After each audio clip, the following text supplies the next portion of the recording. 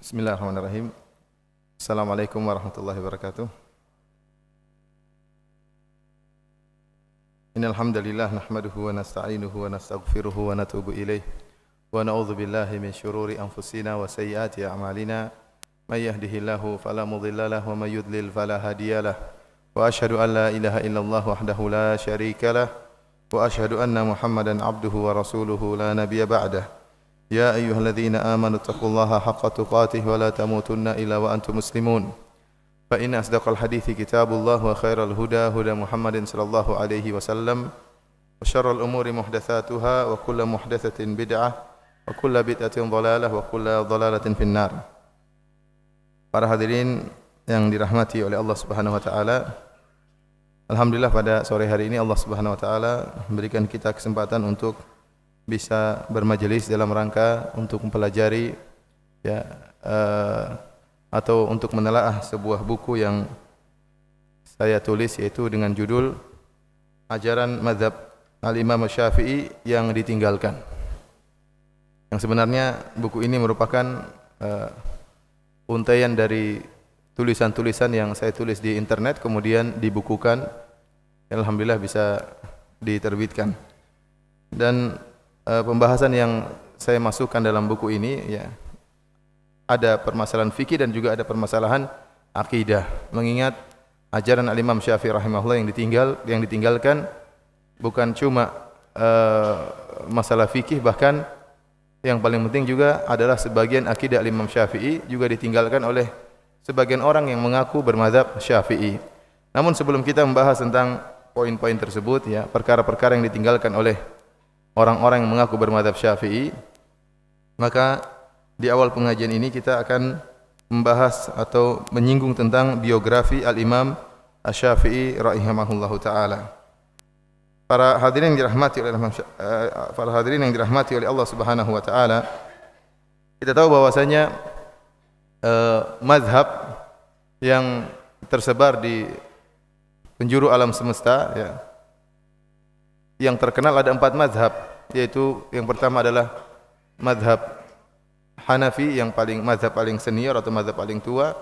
Kemudian mazhab Maliki yang dibawa oleh Al-Imam Malik rahimahullahu taala. Kemudian mazhab Al-Imam Syafi'i, dan yang terakhir mazhab Al-Imam Ahmad bin Hanbal. Selain dari 4 mazhab ini, tentu ada mazhab-mazhab yang lain, tetapi tidak tenar sebagaimana 4 mazhab ini.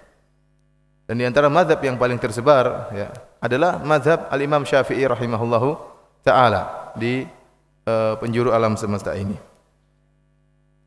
Dan Al-Imam Syafi'i rahimahullahu taala beliau adalah seorang imam yang sangat cemerlang dan sangat jenius, akan nampak jelas dari biografi beliau, Sehingga bahkan sebagian orang-orang yang dahulunya bermazhab sampai berpindah mazhab ke mazhab Syafi'i.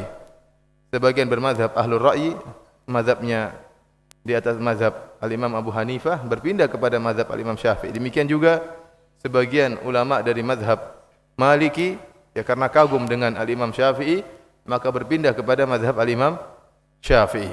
Karena beliau memang orang yang sangat cerdas dan diakui kecerdasannya. Al-Imam Syafi'i rahimahullahu taala, beliau dilahirkan pada tahun 150 Hijriah. 150 Hijriah. Beliau dilahirkan di Gaza di Palestina atau di Asqalan. Gaza ternyata merupakan daerah tempat lahirnya Imam Syafi'i rahimahullahu taala pada tahun 150 Hijriah. Dan beliau secara nasab bertemu dengan Nabi sallallahu alaihi wasallam kepada kakek buyut Nabi sallallahu alaihi wasallam, yaitu bertemu pada Abdul Manaf. Jadi dari sini kita tahu bahwasanya Imam Syafi'i adalah seorang Quraisy, seorang dari suku Quraisy. Makanya dikatakan Al-Quraisy. Dan nasab beliau bertemu dengan kakek buyut Nabi sallallahu alaihi wasallam, yaitu Abdul Manaf.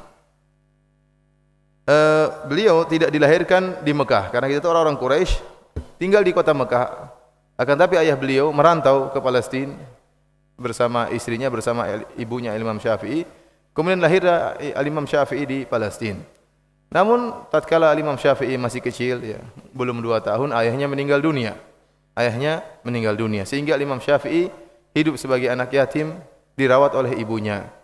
Karenanya setelah ayahnya meninggal, ibu Al-Imam Syafi'i rahimahullah membawa pulang Al-Imam Syafi'i ke kampung halamannya, ke kota Mekah, kembali kepada sukunya, suku Quraisy.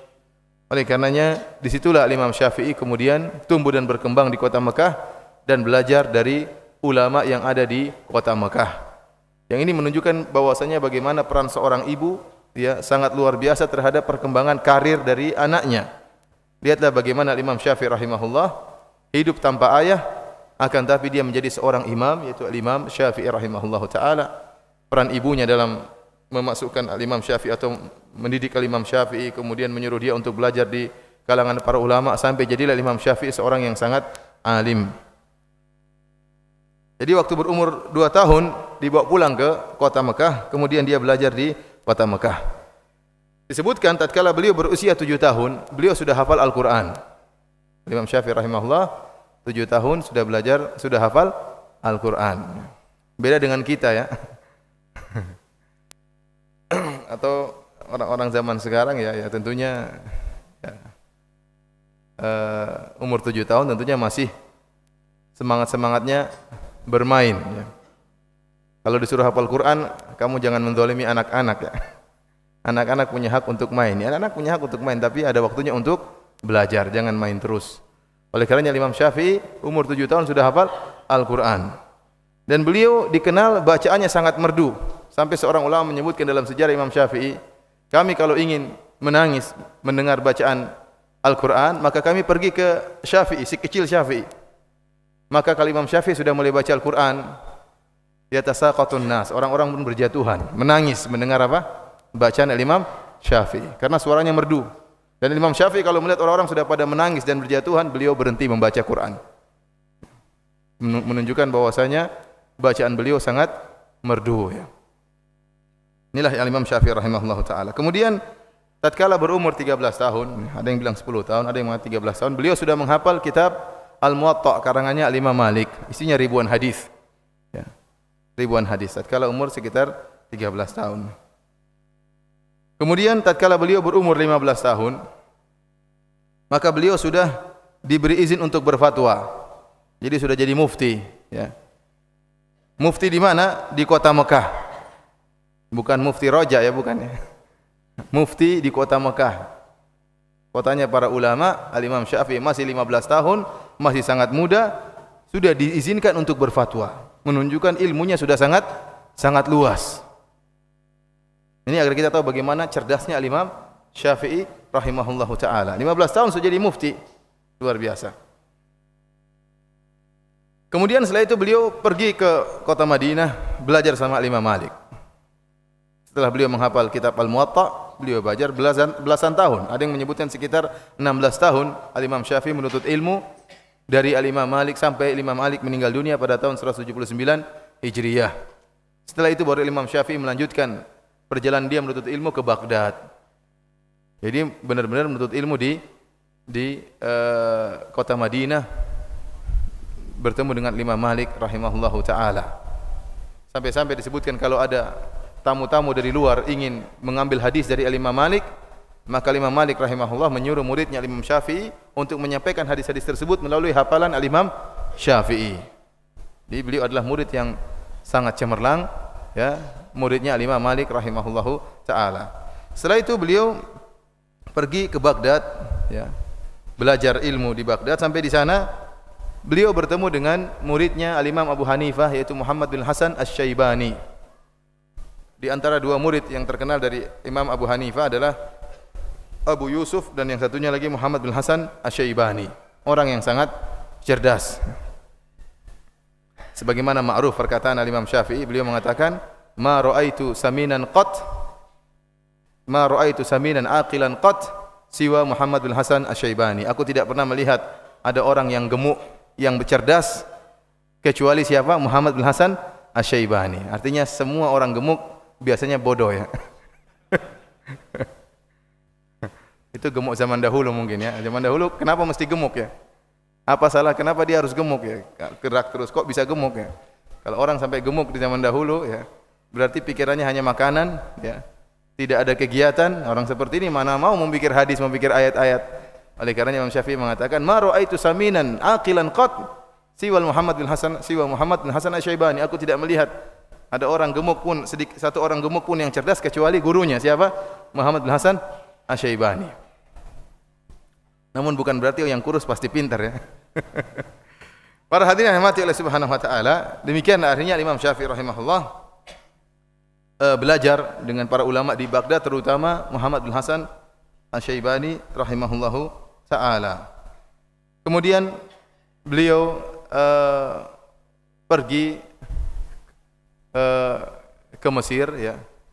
Kemudian beliau pergi ke Mesir dan meneruskan dakwah beliau di Mesir, ya, sampai akhirnya beliau meninggal pada tahun 204 Hijriah. Adapun keistimewaan Imam Syafi'i, yang bawa buku silahkan lihat halaman 14, ya. Keistimewaan Imam Syafi'i rahimahullahu taala. Yang pertama, Imam Syafi'i adalah imam fil lughah. Beliau adalah orang yang merupakan pakar bahasa. Ya, pakar bahasa. Oleh karenanya beliau waktu menyempatkan waktu untuk tinggal bersama kabilah Hudzail, ya. Kabilah Hudzail adalah satu kabilah yang tatkala itu bahasa Arab mereka paling top di zaman itu. Maka Imam Syafi'i rahimahullah tinggal bersama mereka, orang-orang Arab Badui, sehingga beliau menghafalkan syair-syair beliau. Bahkan disebutkan Al-Asma'i, salah seorang imam dari imam bahasa, menyebutkan kalau ada bait-bait syair yang dia ragukan, maka dia bertanya kepada Imam Syafi'i. Karena Imam Syafi'i rahimahullah lebih mengetahui tentang bait-bait atau syair-syair yang terdapat dalam kabilah Hudzail. Oleh karenanya Ibnu Hisham, penulis sirah Nabi, mengatakan Asy-Syafi'i hujjatun fil lughah. Al-Imam Syafi'i adalah hujjah dalam bahasa. Meskipun sebagian ulama mengkritiki bahasa Imam Syafi'i. Imam Syafi'i tidak pernah salah dalam berbahasa, kecuali dalam dua perkara, kata mereka. Dalam dua perkara menunjukkan Imam Syafi'i salah dalam bahasa. Yang pertama, tatkala disebutkan Imam Syafi'i mengatakan ba, maknanya huruf ba, huruful jar maknanya adalah litab'id, artinya sebagian. Karena Allah Subhanahu wa taala berfirman dalam Al-Qur'an, "Wamsahu biru'usikum." Dan usapkanlah bi dengan kepala-kepala kalian. Bi di situ diartikan dan usapkanlah sebagian kepala kalian. Perhatikan di sini para hadirin rahmatillah Subhanahu wa taala, mazhab Syafi'i dan mazhab-mazhab yang lainnya sepakat bahwasanya cara berwudu yang paling afdal adalah sebagaimana sunnah Nabi sallallahu alaihi wasallam, dengan meletakkan kedua tangan kemudian ditarik ke belakang, dibalik lagi. Bahkan ini tersebutkan dalam kitab-kitab mazhab Syafi'iyah bahwasanya ini yang sunnah. Tetapi mereka khilaf tatkala berbicara mana qadrul al-mujzi, mana ukuran minimal yang menunjukkan sah seorang mengusap kepala. Adapun yang sempurna mereka sepakat caranya seperti yang dilakukan oleh Nabi sallallahu alaihi wasallam, dengan menarikkan kedua tangan, ditarik ke belakang kemudian dibalik lagi ke depan. Itu adalah cara berwudu yang sempurna. Hanya saja khilaf di kalangan para ulama, apakah dengan menyentuh sebagian sudah cukup atau tidak. Bahkan ada sebagian ulama yang mengatakan, seperti dalam sebagian kitab Syafi'iyah, seorang mengambil air cuma begini aja sudah sah, ya, sudah gini aja sudah sah. Kenapa? Karena ini sebagian dari kepala. Dalilnya Allah menggunakan kalimat huruf, pakai kata huruf ba, pakai huruf ba, wamsahu bi, dan usapkanlah bi sebagian kepala kalian, usapkanlah sebagian kepala kalian. Dan ini dinisbahkan kepada Al-Imam Syafi'i rahimahullahu taala.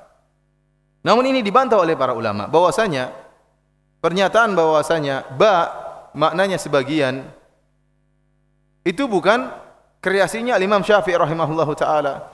Sudah ada para ulama sebelum beliau yang menyatakan ba maknanya sebagian. Karena makna huruf ba, makna harful jar, huruf ba itu maknanya bermacam-macam. Di antaranya maknanya tabi'id, sebagian.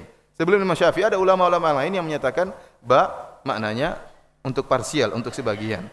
Yang kedua, ternyata Imam Syafi'i tidak pernah menyatakan demikian. Dan ini diingatkan oleh Az-Zarkashi dalam Al-Bahr Al-Muhit, ya. Beliau sebutkan Imam Syafi'i tidak pernah menyatakan ba maknanya parsial, sebagian. Tetapi dalam kitab tatkala beliau menjelaskan boleh mengusap sebagian kepala, beliau tidak berdalil dengan lughah, tapi beliau berdalil dengan hadis. Beliau bahwasanya Nabi sallallahu alaihi wasallam pernah mengusap nasiyatahu, cuma mengusap ubun-ubun beliau, wa alal imamah. Rasulullah SAW pernah mengusap imamahnya beliau agak kebuka, beliau mengusap ubun-ubun, dilanjutkan dengan apa? Dengan sorban beliau. Ini dalil bahwasanya yang diusap cuma sebagian kepala. Oleh karenanya dijelaskan oleh sebagian ulama Syafi'iyah, pernyataan bahwasanya Imam Syafi'i mengatakan huruf ba bisa maknanya bisa parsial atau juzuk atau tab'id, maka itu tidak pernah dikatakan oleh Imam Syafi'i. Tatkala dalam kitab beliau menjelaskan bolehnya mengusap dengan sebagian kepala, beliau tidak berdalil dengan bahasa, tapi beliau berdalil dengan hadis Nabi sallallahu alaihi wasallam. Ini intinya, ini masalah khilafiyah, namun saya ingin menjelaskan bahwasanya Imam Syafi'i hujjah dalam bahasa, beliau tidak salah dalam bahasa. Bahkan dalam hal ini yang dituduhkan kepada beliau, beliau tidak salah. Ya, beliau tidak pernah menyatakan demikian. Kalaupun beliau pernah menyatakan demikian, maka telah didahului oleh para ulama sebelum beliau. Kemudian juga di antaranya beliau mentafsirkan firman Allah Subhanahu wa taala dalam surat An-Nisa, "Dzalika adna alla ta'ulu." Yang artinya yang demikian itu lebih dekat kepada tidak berbuat aniaya. Ya, kata beliau, alla ta'ulu artinya kasratul iyal. Ya, di sini juga diprotes Al-Imam Syafi'i rahimahullahu taala, terutama dari sebagian mazhab Maliki yang protes Imam Syafi'i. Ya, seperti Ibnu Al-Arabi, akan tapi banyak ulama yang membela Al-Imam Syafi'i rahimahullah bahwasanya beliau tidak salah dalam bahasa, bahkan banyak ahli lughah yang menjelaskan bahwasanya apa yang beliau sebutkan makna dalam bahasa adalah makna yang benar. Bahkan Imam Al-Qurtubi yang juga bermadzhab Maliki membela Imam Syafi'i rahimahullah taala. Yang menakjubkan para hadirin kalau kita lihat buku-buku kitab dari Manaqib Syafi'i yang menulis mengarang buku tentang biografi Al-Imam Syafi'i, ternyata bukan dari ulama Syafi'iyah saja. Banyak ulama Syafi'iyah menulis kitab judulnya Manaqibu Al-Imam Syafi'i, biografi tentang kebaikan-kebaikan Imam Syafi'i. Ternyata ada ulama-ulama lain dari mazhab Maliki juga banyak menulis tentang biografi Imam Syafi'i. Ini menakjubkan ya, karena Imam Syafi'i benar-benar mempesona sehingga bukan cuma ulama mazhab Syafi'i yang menulis tentang biografi beliau. Bahkan Daud Al-Zahiri, salah seorang imam dari mazhab Zahiriyah juga membuat buku tentang Al-Imam Syafi'i, ya, tentang Al-Imam Syafi'i, ya. Bagaimana keistimewaan Al-Imam Syafi'i rahimahullahu taala. Kemudian para hadirin rahmatillah subhanahu wa taala, kita lihat halaman ke-16 ya. Kedua, tentang syair-syair beliau yang istimewa. Imam Syafi'i rahimahullah seorang penyair. Dan beliau banyak menuliskan syair-syair. Dan istimewanya syair-syair Imam Syafi'i, antum bisa lihat misalnya kitab Diwan Imam Syafi'i, kumpulan syair-syair Imam Syafi'i. Antum mendapati Imam Syafi'i, dia tatkala menyampaikan syair-syair beliau, bahasanya mudah dipahami dan mengandung makna yang sangat dalam. Seakan-akan beliau sedang membuat peribahasa atau seakan-akan beliau sedang membuat pepatah, ya. Padahal syair tapi maknanya mudah dan maknanya sangat dalam dan berkaitan dengan kehidupan. Berkaitan dengan kehidupan manusia. Itulah ciri khasnya syair-syair Al-Imam Syafi'i rahimahullahu taala. Kita coba sebutkan di antara syair-syair beliau. Seperti halaman 17 beliau mengatakan, "Naibu zamanana wal aibu fina wa ma li zamanina aibun siwana." Kata dia, kita sering mencela zaman. Padahal celah tersebut ada pada diri kita. Kita mencela zaman, kenapa? Zaman enggak ada salahnya. Yang salah adalah penghuni zaman tersebut. Makanya Imam Syafi'i mengatakan, kita mencela zaman, mencela waktu, sementara celaan tersebut ada pada diri kita. Wa ma li zamanina aibun siwana, dan tidak ada celaan dalam zaman tersebut kecuali kita ini. Kita yang buat zaman menjadi tercela. Ya, oleh karena dalam hadis Rasulullah SAW mengatakan, Allah berfirman, ya, yu'zini ibnu Adam yasubbu dahar wa ana dahar uqallibul laila wan nahar. Anak Adam telah menyakitiku, dia telah mencela masa, dan aku adalah masa, aku yang telah membolak-balikkan siang dan malam. Ya, karena masa tidak ada peran dia dalam membuat suatu tercela. Yang menjadikan masa itu tercela adalah penghuni masa tersebut, yaitu manusia itu sendiri. Imam Syafi'i mengatakan, kenapa anda mencela masa sementara celaan terhadap pada diri anda sendiri? Tidak ada celaan dalam masa ini kecuali pada diri anda sendiri. Di antara juga beliau berkata, misalnya syair kedua, "Lamma afautu walam akhid ala ahadin." Tatkala aku memaafkan dan aku tidak pernah dengki kepada seorang pun, arahtu nafsi min hammil adawat, maka saya pun menjadi merilekskan diriku dari segala bentuk kegelisahan yang timbul akibat permusuhan. Orang ingin hidup rileks, ya udah jangan cari musuh. Ingin hidup rileks tenang, ada orang marah-marah, ya sudah dimaafkan, selesai. Tapi kalau antum tidak maafkan, tidur jadi pikiran, ya. Kemudian dongkol, ya. Itu orang kok enggak mati-mati juga. Yang mati di sisi Allah Subhanahu wa taala. Antum ingin dia mati, kalau Allah ingin dia hidup enggak mati-mati juga. Kata Imam Syafi'i, "Lama afautu, kalau saya maafkan, walam ahkit ala ahad, dan saya tidak dongkol kepada siapapun, arahtu nafsi, maka saya pun hidup tenang, rileks. Tidak ada kegelisahan dan tidak ada gundah gulana yang timbul akibat permusuhan."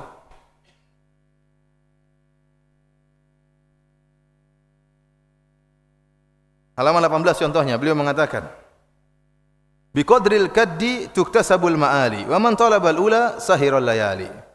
Ketinggian diraih berdasarkan ukuran kerja keras. Barang siapa yang ingin meraih puncak, maka dia begadang. Ya, ini beliau berbicara tentang para penuntut ilmu. Ya. Orang kalau ingin mencapai puncak dalam menuntut ilmu, maka dia begadang. Ya. Malamnya dia belajar. Ya. Bukan berarti kemudian belajar malam sampai sholat subuhnya lolos. Ya. Enggak. Artinya dia akan letih dan capek. Dan keberhasilan berdasarkan usaha. Keberhasilan berdasarkan usaha. Ini kenyataan yang ada. Beliau kemudian mengatakan, "Wa man ramal ula min ghairi kaddin adha'al umr fi talabil muhal." Barang siapa yang ingin mencapai puncak ketinggian tanpa ada usaha, maka dia telah menghabiskan umurnya dalam mencari kemustahilan. Dalam mencari kemustahilan. Tidak mungkin seorang alim menjadi orang alim tanpa berusaha. Mau jadi orang alim cuma tidur makan tidur, cuma pengajian sore saja, tidak nyatat, tidak mau jadi orang alim. Mustahil. Harus letih dan capek kalau ingin menjadi seorang yang alim. Harus belajar, harus menghafal, harus murojaah, ya. Letih, harus menulis, harus siap disalahkan, harus siap dikomentar, harus siap dikritik. Ya, harus tegar dalam menuntut ilmu, baru seorang bisa menjadi seorang yang alim. Tarumul izza thumma tanamu laylan yaghusul bahra man talabal laali. Kau ingin mencapai kejayaan sementara di malam hari kau hanya tidur. Seorang yang ingin mencari permata, dia harus tenggelam dalam, berenang dalam atau menyelam dalam lautan.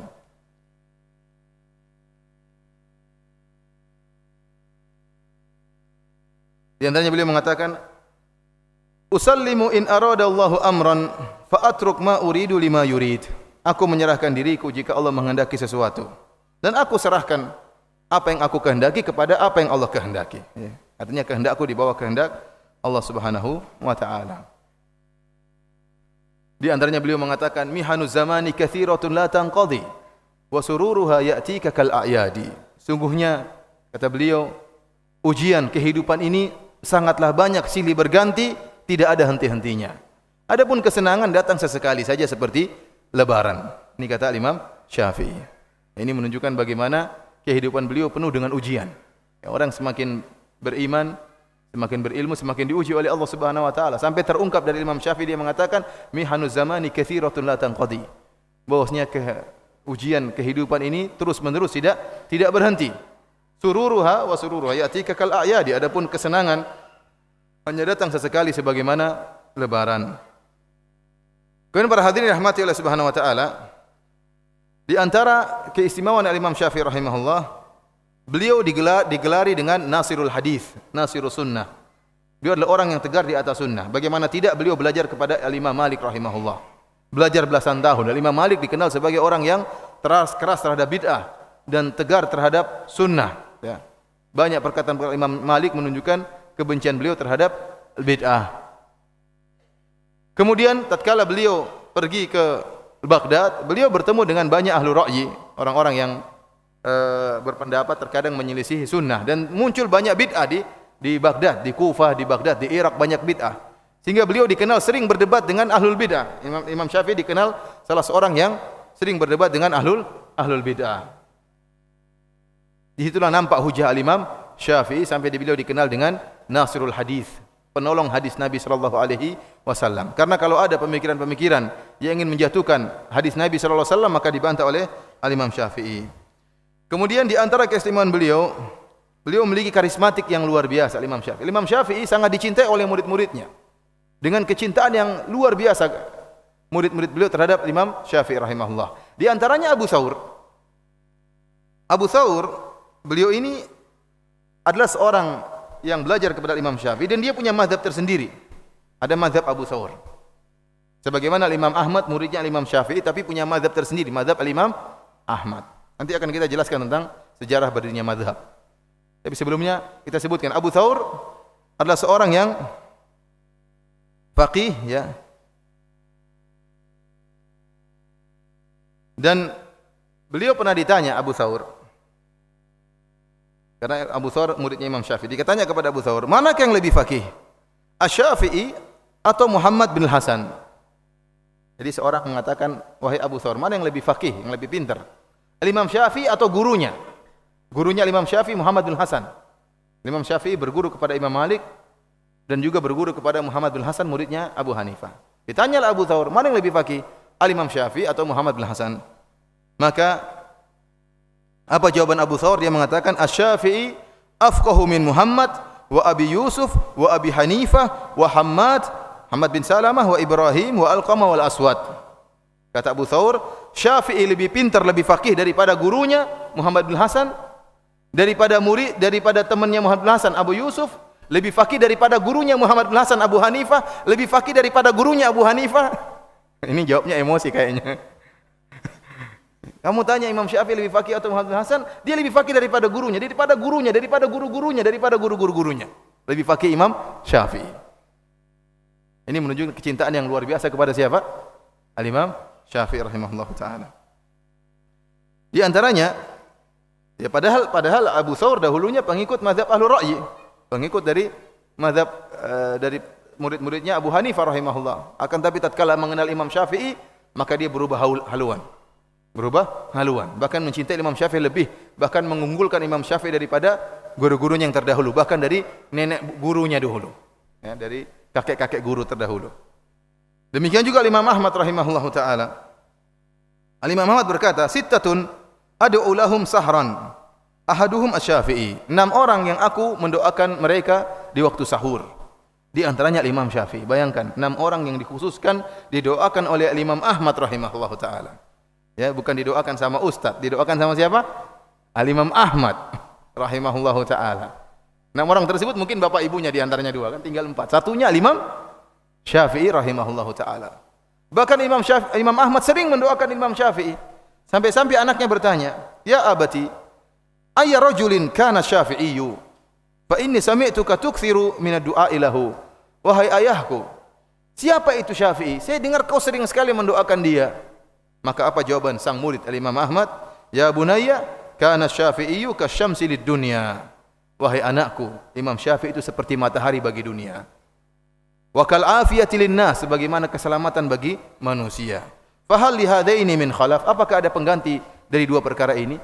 Ya. Matahari bagi bumi, apakah ada pengganti matahari? Enggak ada. Keselamatan bagi manusia, apakah yang bisa menggantikan keselamatan? Tidak ada. Itulah Imam Syafi'i. Ini jawaban yang luar biasa dari Al-Imam Ahmad bin Hanbal rahimahullahu taala. Para hadirin rahmatillah subhanahu wa taala, di antara keistimewaan Al-Imam Syafi'i, Al-Imam Syafi'i rahimahullah menggabungkan antara madrasat ahli ra'yi dan madrasat ahlul hadis. Jadi Imam Syafi'i tadi kita jelaskan, beliau pertama belajar kepada siapa? Al-Imam Malik. Setelah beliau belajar di Mekah, kemudian beliau bersafar belajar di mana? Di kota Madinah. Dan di kota Madinah tatkala di zaman itu dikenal dengan 2 madrasah. Madrasatu Ahlul Hadis yang ada di kota Madinah dan Madrasatu Ahli Ra'yi yang ada di kota Baghdad atau di Irak. Kita tahu bahwasanya tatkala Nabi sallallahu alaihi wasallam meninggal, para sahabat kebanyakannya tinggal di kota Madinah. Para sahabat kebanyakannya tinggal di kota Madinah. Sebagian sahabat seperti Abdullah bin Mas'ud tinggal di kota Mekah, di Irak. Tinggal di kota Irak dan akhirnya ilmu beliau tersebar di sana. Namun kebanyakan hadis berkumpul di kota Madinah. Di Madinah banyak sekali sahabat. Ada Abu Hurairah, ada Aisyah radhiyallahu taala anha, ada Anas bin Malik, ada Abdullah bin Abbas, ada Abdullah bin Amr bin Al-As. Banyak sahabat yang ada Abu Sa'id Al-Khudri. Berkumpullah para sahabat di mana? Di kota Madinah. Dari situ banyak sekali hadis-hadis yang tersebar di kota Madinah. Sehingga tatkala muncul Imam Malik, ya, Imam Malik rahimahullah mengumpulkan hadis-hadis tersebut. Sehingga orang-orang yang belajar di kota Madinah disebut dengan Madrasatu Ahlil Hadis. Artinya pondok pesantren Ahlul Hadis. Gampangannya. Kita bahasakan dengan pondok pesantren Ahlul Hadis. Kenapa? Banyak hadis-hadis tersebar. Sehingga mereka membangun hukum-hukum fikih di atas hadis-hadis. Maka timbullah fikih hadis. Fikih hadis itu dibacakan hadis. Hadis pertama misalnya, sebagaimana sampai sekarang masih dilakukan cara seperti ini, metode seperti ini, terutama kalau orang-orang belajar di Al-Jami' Islamiyah di kuliah hadis, maka ada istilah fiqhul hadis. Madatul hadis artinya fiqhul hadis, disebutkan hadis kemudian fikih yang bisa diambil dari hadis tersebut. Hadis pertama, fikihnya ini 1 2 3 4 5 6 7, seperti orang ngajar Sahih Bukhari. Hadis pertama Sahih Bukhari, fikihnya gini-gini. Ini disebut dengan madrasatu ahlil hadis. Di sana ada madrasah yang kedua, madrasah ahli ra'yi. Tatkala Ibnu Mas'ud tinggal di Irak, kita tahu Ibnu Mas'ud seorang yang alim. Tetapi dia tidak membawa semua hadis-hadis Nabi sallallahu alaihi wasallam dan dia tidak menyampaikan seluruh hadis-hadis Nabi sallallahu alaihi wasallam, sehingga hadis-hadis yang tersebar di kota Kufah atau di Baghdad hanya sedikit. Hanya sedikit. Dari situ timbullah ahlu ra'yi. Sementara mereka berhadapan dengan berbagai macam masalah fikih, dan mereka harus mengetahui hukum masalah tersebut. Mereka tidak mungkin telepon penduduk kota Madinah, gimana ada hadisnya tentang masalah ini enggak? Belum ada telepon tatkala itu. Akhirnya mereka beristihad, sehingga mereka menggunakan ra'yi mereka dengan kias, analogi dan macam-macamnya, sehingga mereka menimbulkan hukum-hukum tentang permasalahan. Dari sini mereka dikenal dengan ahlu ra'yi, tukang beranalogi. Kenapa? Karena hadis yang mereka miliki tidak banyak, sementara banyak permasalahan yang mereka hadapi, sehingga timbul kias-kias yang banyak, ya, sehingga mereka dikenal dengan ahlu ra'yi. Dari situ nampak kecerdasan penduduk Irak, penduduk Baghdad dan Kufah. Kenapa? Benar-benar selalu menggunakan apa? Logika. Dan cara belajar mereka, disebutkan bahwasanya cara belajar mereka, Al-Imam Abu Hanifah rahimahullah tatkala mengajarkan murid-murid dia, maka dia membahas permasalahan. Bagaimana permasalahan ini? Maka mereka diskusi. Timbullah hukum. Beda kalau madrasah ahlul hadis. Hadisnya ini, faedahnya ini. Hadis kedua ini, faedahnya ini. Hadis ketiga ini, faedahnya dan seterusnya. Adapun kalau ahlul ra'yi enggak, ada masalah kita bahas. Hukumnya bagaimana? Al-Imam Syafi'i belajar dari dua-duanya. Ini madrasah yang bersaing antara apa? Madrasah ahlul hadis dengan madrasah ahli ra'yi. Al-Imam Syafi'i rahimahullah belajar belasan tahun dengan Imam Malik, kemudian pergi ke Baghdad belajar sama muridnya Abu Hanifah langsung. Rahimahullah Muhammad bin Hasan Asy-Syaibani. Ya, belajar Imam Syafi'i menimba ilmu, maka dia menggabungkan di antara dua madrasah. Maka tatkala di kota Baghdad beliau menulis kitab Ar-Risalah. Ar-Risalah adalah kitab yang pertama yang ditulis tentang usul fikih dan juga dalam usul hadis. Jadi kitab yang pertama ditulis tentang usul fikih dan usul hadis adalah kitab Ar-Risalahnya Al-Imam Syafi'i rahimahullah. Kenapa? Beliau pakar hadis dan beliau juga memiliki metode berfikir sebagaimana ahlu ra'yi. Dari situ di antara keistimewaan Imam Syafi'i, beliau adalah kreator dalam masalah usul fikih dan usul hadis. Yang sebelumnya tidak ada buku seperti itu. Dan ini keistimewaan Imam Syafi'i. Sekarang orang banyak nulis, orang bisa nulis usul fikih, tapi siapa pertama kali pencetusnya yang bisa merangkum pemikiran sehingga menjadi metode berfikir yang buat pertama kali siapa? Al-Imam Syafi'i rahimahullahu taala. Kemudian beliau juga menulis kitab Al-Um. Kitab Al-Um adalah kitab fikih. Kitab fikih yang pertama kali disusun berdasarkan bab-bab fikih. Bab ini, kemudian dalilnya ini, bab ini, dalilnya ini, kemudian bahasan masalah fikih. Pembahasan hukumnya begini, dalilnya ini. Ini yang pertama kali bikin Imam Syafi'i rahimahullahu taala. Dari sini inilah rahasianya kenapa mazhab Syafi'i menjadi mazhab yang menarik tatkala itu. Kemudian bagaimana mudah tersebar? Kenapa? Karena Imam Syafi'i ngajarnya sistematis. Beda dengan Al-Imam Abu Hanifah rahimahullah. Kebanyakan ajaran beliau adalah dengan pembahasan masalah. Ada masalah gini, ada masalah ini, masalah furu'. Setelah Imam Abu Hanifah meninggal dunia, maka murid-muridnya berusaha mengeluarkan usul Imam Abu Hanifah. Sebenarnya usulnya apa sih? Dengan melihat analogi dari masalah-masalah yang dibahas oleh Imam Abu Hanifah, mereka kesimpulan usulnya demikian. Paham? Usul dari Imam Abu Hanifah, cara berfikirnya begini. Dilihat dari fatwa-fatwa beliau tentang permasalahan-permasalahan. Beda dengan Al-Imam Syafi'i rahimahullah. Dia bikin buku usul dan dia bikin buku praktek. Ini prakteknya kitab Al-Um. Jadi orang enak belajar sama beliau. Ya, ada buku usulnya, ada buku prakteknya, ada kitab Al-Um. Dari sini banyak sekali orang yang senang dengan Al-Imam Syafi'i, bahkan berpindah mazhab kepada mazhab Syafi'i. Dari mazhab Al-Ra'yi pindah ke mazhab Syafi'i, dari mazhab Malikiyah pindah ke mazhab Syafi'i. Karena cerdasnya dan cemerlangnya Al-Imam Syafi'i dan karismatik beliau rahimahullahu ta'ala. Oleh karenanya timbullah orang-orang yang hasad kepada Al-Imam Syafi'i. Kalau orang sudah cemerlang, ya pasti dia hasati. Kalau orang tidak pernah dihasati, berarti orang tersebut tidak cemerlang. Kalau antum dihasati orang lain, berarti antum ada kemajuan. Kalau antum tidak dihasati, berarti enggak beres antum. Jangan minta untuk dihasati, cuma itu sudah qadarullah, sunnatullah seperti itu. Kita tidak ingin orang hasad sama kita, tapi namanya orang kalau punya cemerlang, kemajuan pasti ada yang hasad. Itu wajar. Kalau antum dihasati, maka antum jangan langsung, oh berarti saya ada kemajuan dong. Buktinya sudah ada yang hasad. Lihat Imam Syafi'i rahimahullah. Orang hasad sampai mendoakan kepada Imam Syafi'i agar segera meninggal dunia. Kata Muhammad bin Abdullah bin Abdul Hakim, beliau berkata, "Sami'tu Ashhab fi sujudihi yad'u ala Syafi'i bil maut." Kata Muhammad bin Abdullah, saya mendengar seorang ulama dari Maliki yang bernama Ashhab, dia mendoakan dalam sujudnya, ya Allah matikanlah Syafi'i. Doanya sebutkan, saya lihat halaman 22. Doanya dia mengatakan, Allahumma amit Syafi'i, fa innaka in abqaitahu in darasa madhhabu Malik. Niat dia baik. Ya Allah, matikanlah Imam Syafi'i. Kalau Imam Syafi'i masih hidup, mazhab Imam Malik akan hilang. Jadi dia suka dengan mazhab Al-Imam Malik. Dan Imam Syafi'i merubah ini masalahnya. Banyak orang dari mazhab Maliki pindah ke mazhab Syafi'i. Maka dia mengatakan, ya Allah, matikanlah Syafi'i. Kalau dia masih hidup, bahaya. Banyak orang pindah apa? Pindah mazhab. Akhirnya dilaporkanlah kepada Imam Syafi'i. Wahai Syafi'i, si fulan mendoakan kecelakaan bagi engkau, biar kau meninggal dunia. Al-Imam Syafi'i kemudian menyebutkan suatu syair, tamanna rijalun an amuta wa in amut fatilka sabilun lastu fiha bi auhadi. Kata beliau, orang-orang berangan-angan agar aku meninggal dunia. Dan jika aku pun mati, maka kematian itu adalah bukan aku sendiri yang akan menempuhnya, semua orang juga akan mati. Saya mati, yang lain juga akan mati. Lastu fiha bi auhadi. Bukan saya sendiri akan mati, semua orang juga akan mati. Artinya dia silakan ingin doain saya mati, saya juga bakalan mati. Kata Imam Syafi'i rahimahullahu taala. Fakullil ladzi yabghi khilafal ladzi madha tazawwad li ukhra mithliha faka'an qadi. Kata beliau, maka katakanlah kepada orang yang menginginkan berbedanya apa yang telah berlalu, inginkan saya meninggal dunia, hendaknya engkau berbekal untuk menghadapi kematian yang semisalnya, maka seakan-akan ia telah datang. Artinya Imam Syafi'i mengatakan, sampaikan ke dia yang mendoakan saya kematian, sebagaimana saya akan mati, kau juga akan mati. Maka kita sama-sama bersiap menghadapi apa? Kematian. Akhirnya setelah itu Al-Imam Syafi'i meninggal dunia.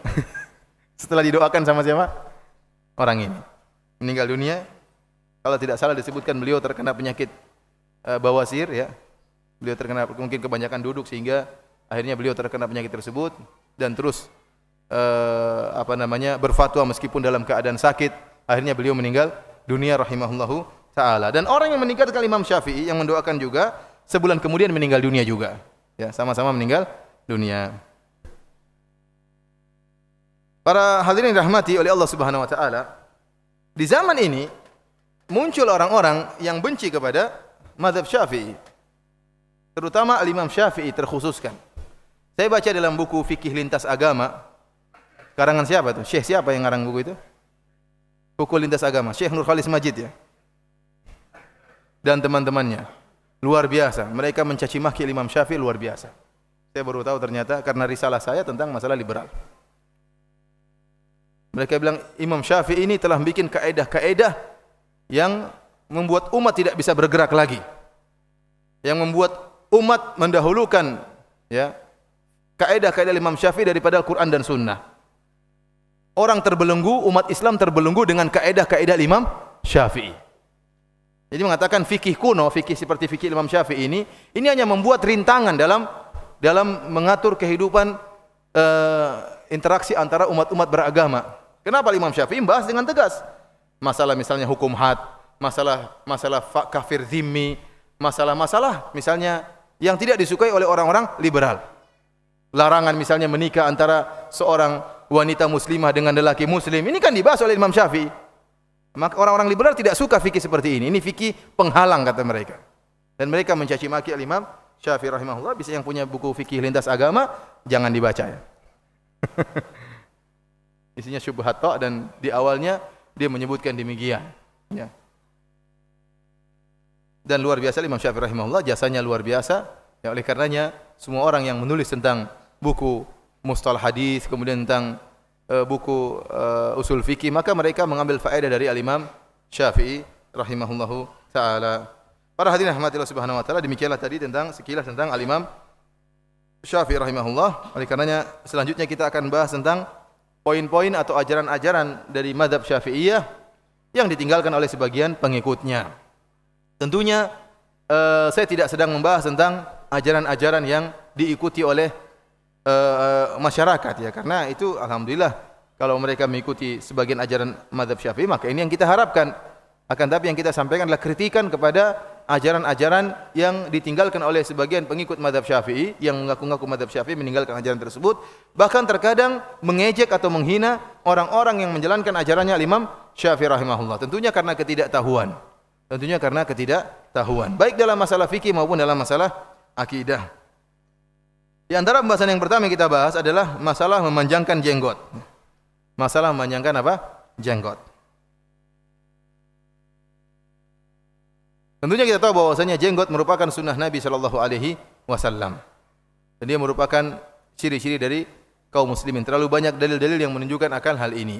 Namun yang menyedihkan kita melihat sebagian dari ustadz-ustadz atau sebagian kiai yang mengaku bermadzhab Syafi'i ya, mencukur habis jenggot mereka. Ya. Terkadang, dan ini kenyataan yang sering kita hadapi, muncul pernyataan-pernyataan dari orang-orang awam dari mazhab Syafi'i yang mencela orang yang berjenggot ya. Mencela orang yang berjenggot dengan tuduhan yang tidak-tidak, dengan celaan, mencibirkan.